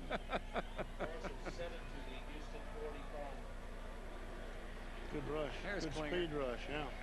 He's the one who plays linebacker for him when he stands up and plays linebacker. He's done a good job. He's had some big plays for Baylor today. Cougars have just had more of them. Correction, officially a loss of 8 yards. Klinger throwing to Hazard. And he showed good judgment because when he looked up, saw a big number 84 standing in front of him. He said, I've gone far enough. So Klinger just keeping the ball in the field of play and keeping the clock running at 5:57. Against the University of Oklahoma, I think the Sooners jumped out to a big first half lead over Baylor, and then Baylor played them dead even in the second half. Georgia got a couple of fortunate breaks against Baylor, but Baylor's defense for the most part has played well all year long. But this is another breed of cat, this Cougar offense.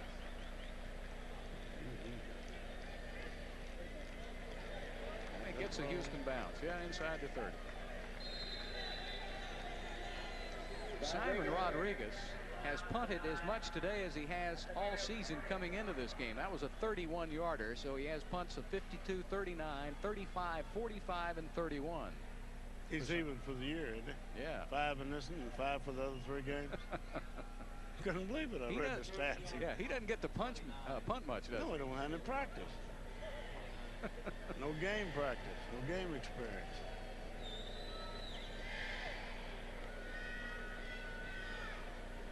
So they'll set the chains and we'll get going. 5:22 left to play in this one.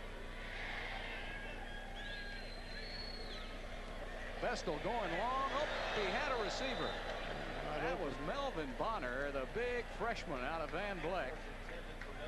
And he had a step on Zach Chapman and couldn't bring it in. I like this Ricky Vestal. He put that in there.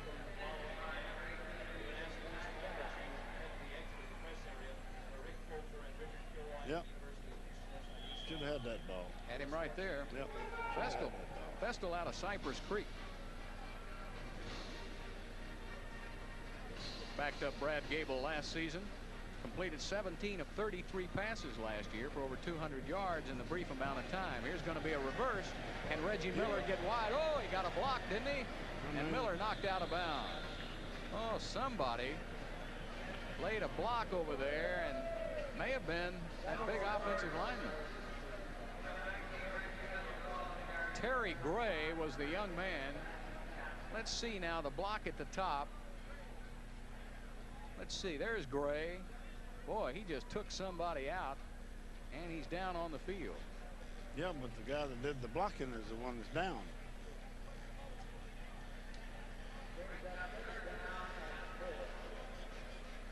That's a young man that came down the tunnel and wanted to meet you before the game today. A young man out of Klein Oak High School in Houston. Nice young man.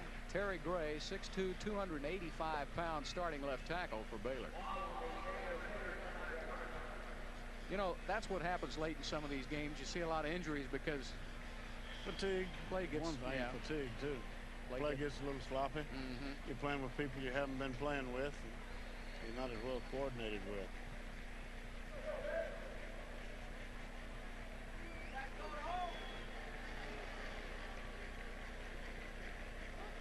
Pitch out on the option play. Lincoln Coleman, nice cutback, and he's across midfield into Houston territory at the 48-yard line, brought down by Tyler Mucho, freshman out of San Antonio. The kid's a good runner. He really is, yeah. Big kid, 215 pounds. A nice stride, too. A little like Eric Dickerson on that play.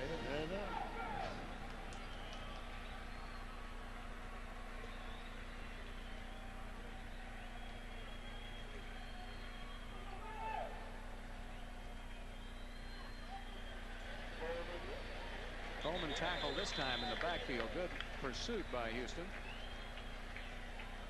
Carlos Leon, one of the good special teamers, in on the tackle.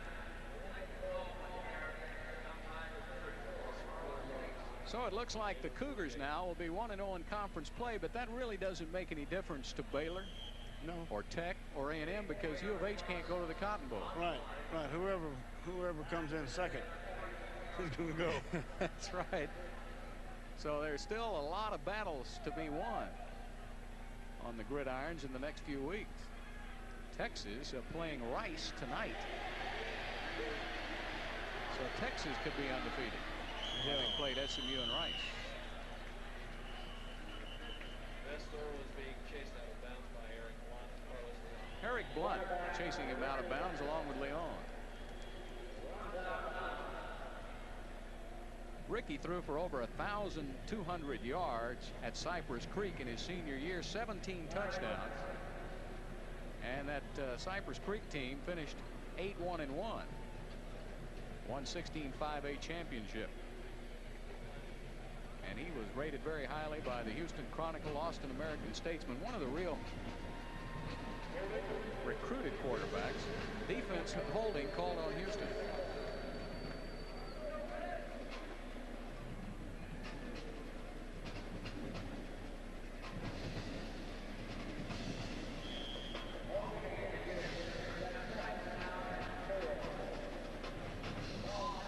Second down and 4 now for Baylor. This game, for all practical purposes, was over at halftime. Little blitz by Houston, and Vestal throws it away. Stops the clock with 3:49 left to play in the game. Well, the Cougars, even though they can't go to the Cotton Bowl, they'll be 4-0 when this game is over. They're number 12 in the nation in the AP poll, but in some of the computer polls, they're as high as number 1 and in number 5 in the USA poll, and they could move up in those polls. I would think they would, because Baylor's a good football team. You know, who you beat makes as much difference as how you beat them.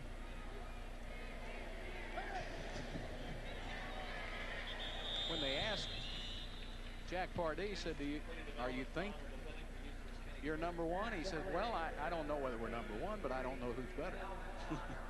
Isn't he a nice guy? Yeah, isn't he? Oh, yeah. He's something. One of the most decorated coaches in all of football. He's won everywhere he's been. Been with the Bears, they won. The Redskins won. He won in USFL. the USFL. He won in the World Football League. In the World Football League. Florida Blazers, and he won with the Gamblers. Woo. Almost intercepted by Houston at the 15-yard line. Kenny Perry almost got his hands on the ball for Houston. I think, you know, in looking up Pardee's career, he's been inducted into so many Hall of Fames. He's in the A&M Hall of Fame, the National Football Foundation Hall of Fame, the Texas Sports Hall of Fame, and the College Football Hall of Fame. And he beat cancer. And he beat the Big C. Yes, he did. And came back and played for George Allen on a winning team. Oh, yeah. Vestal, nice job of hanging in there. Good hit. And a nice reception by Bonner. Melvin Bonner, but Vestal hung in there and took a shot. Craig Thompson made the tackle for Houston.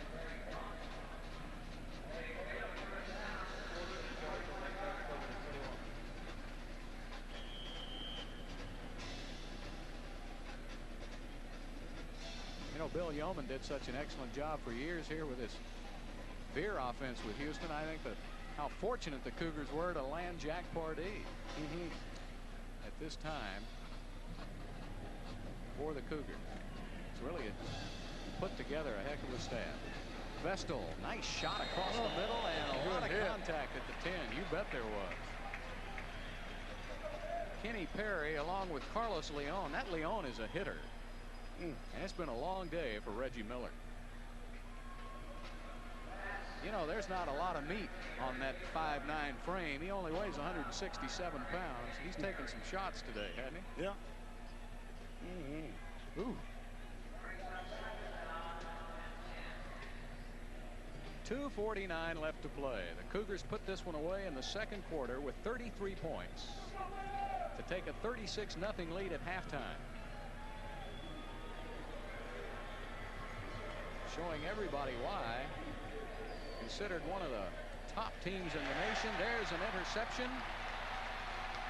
And a run back by Zach Chapman, a freshman from Beaumont. His first ever college interception. He's happy, huh? He is happy. 2:37 left to play. The Cougars have put this one away. We'll be back with the final moments in just a moment.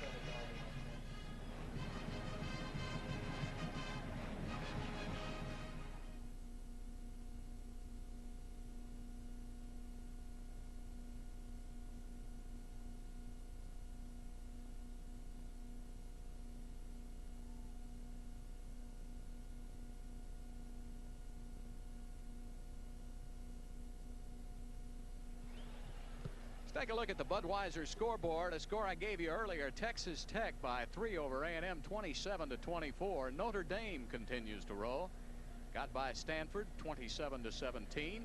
Miami really put it on Cincinnati, 56-0. Only problem for Jimmy Johnson at Dallas, that Cincinnati now the Bengals. Not that Cincinnati club. Nebraska, 58. Kansas State, 7. Pittsburgh defeating Temple, 27-3. And Illinois defeating Ohio State today, 34-14.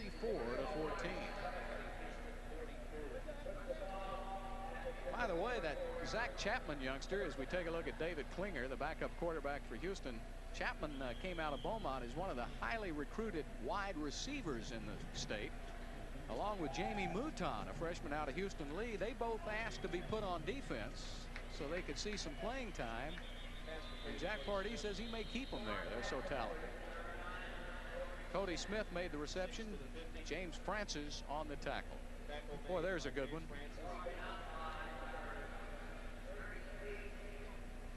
James Francis, big number 38. He's a man, isn't he? Y'all could go to the huddle, fellas. Throwing long, Klinger for Williams. Covered by Clifford Ellison down on the 5-yard line, a sophomore out of San Antonio. That'll bring up third down.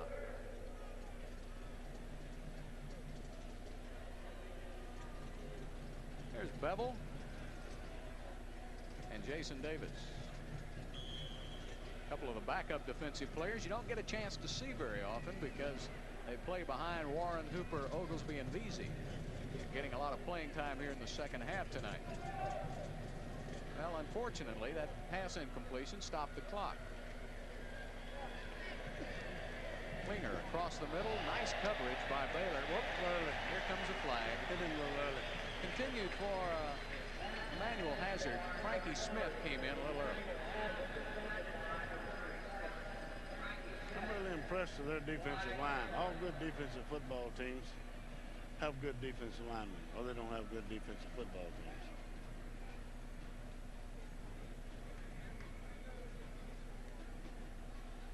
Mighty close for a game this wide open. Well, I think so. But you know, the referees aren't supposed to quit working either. That's true. I used to suspect they did, though, sometimes.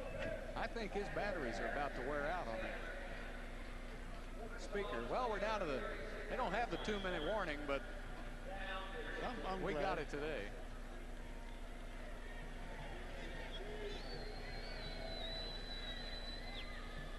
ain't gonna be a booger. 3 on one side, 2 on the other. Well, now they evened it up. They put Anders in the backfield. Klinger. Oh, there he goes. Hazard at the 20. Cuts back at the 10. He's at the 5. Touchdown, Emmanuel Hazard. 5 touchdown catches for the leading receiver in the nation, Emmanuel Hazard.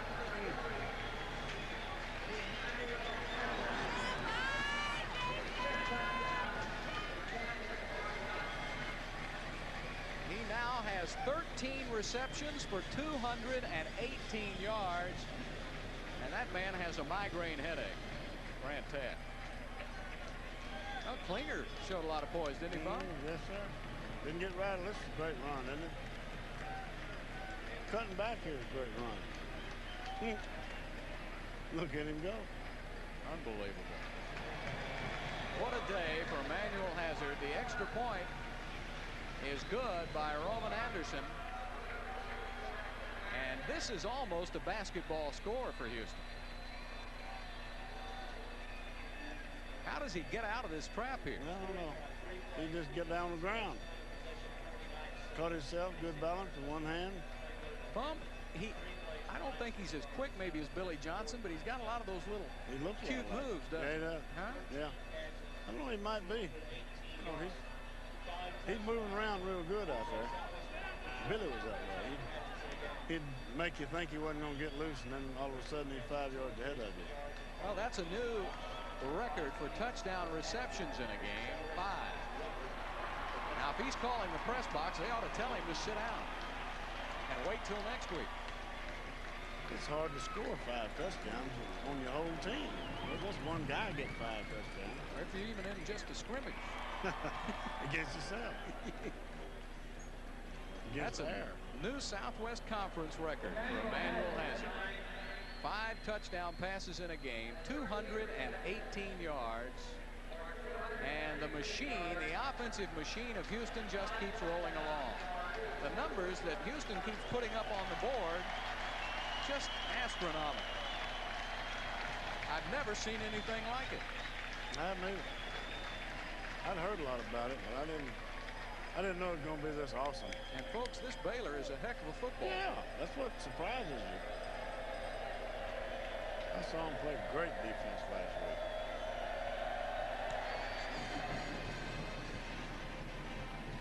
Trooper Taylor will take it inside his 10-yard line. Try to bring it back out.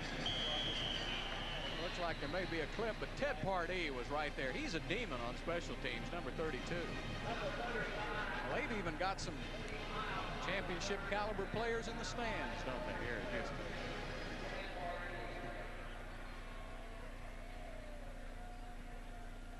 Tackle was made by Ted Pardee. Emmanuel Hazard, coming out of California, very highly recruited junior college player out of San Francisco, and he has found him a home in a hurry here at Houston. And of course, with Verlin Brown going out in the Arizona State game with a broken ankle, that means more passes for Hazard to catch, because at the time Brown went out, he was leading the nation in pass receiving. Let's see, Hazard now today has 13 receptions, so he has 46 on the season already.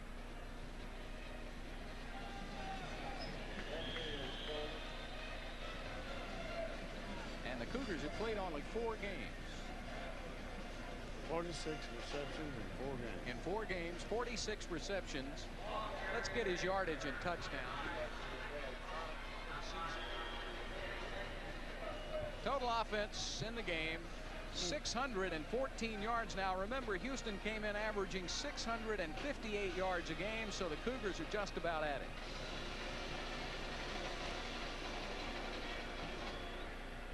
Hand off Lincoln Coleman, and he gets some yardage around the left side.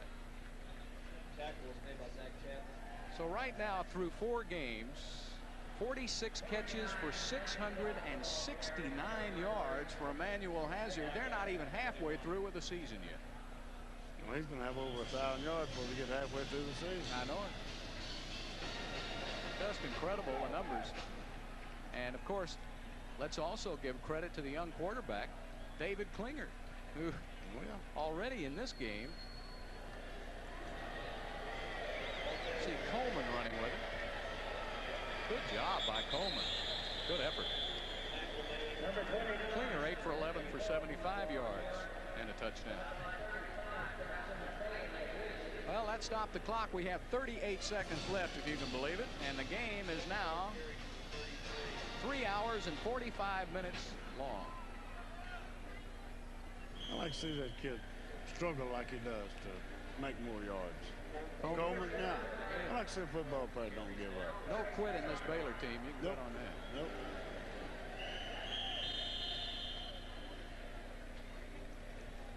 It's been a tough contest, but the Cougars have made believers out of me. This is the first time I've seen them live. I looked at some tapes along with you as we checked them out against Arizona State and against Temple. But that young man, Andre Ware, has a good understanding of this offense, and so do his receivers.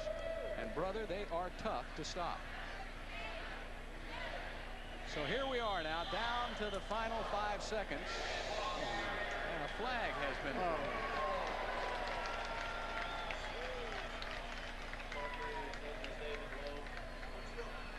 Yeah. So we still have 2 seconds left to play in the game. It's going to be a personal foul on the Houston defense, so Baylor will have to run one more play.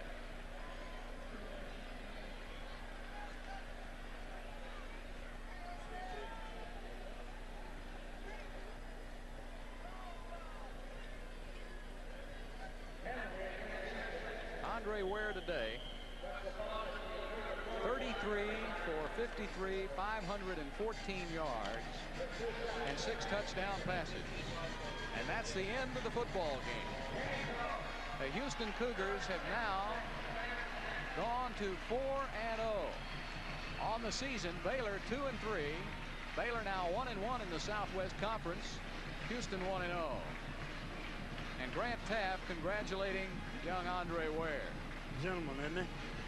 Well, I tell you, Grant Taft, not only one of the best football coaches in the nation, one of the nicest guys you'd ever want to meet. 2 of them, Jack Pardee and Grant Taft. And I think you could make Grant Taft a believer now. Jack Pardee certainly has him quite a football team, doesn't he, Bum? Yeah, he does. And Andre Ware has himself a whole bushel of new records today. And just starting. Yeah, 7 more games left to play.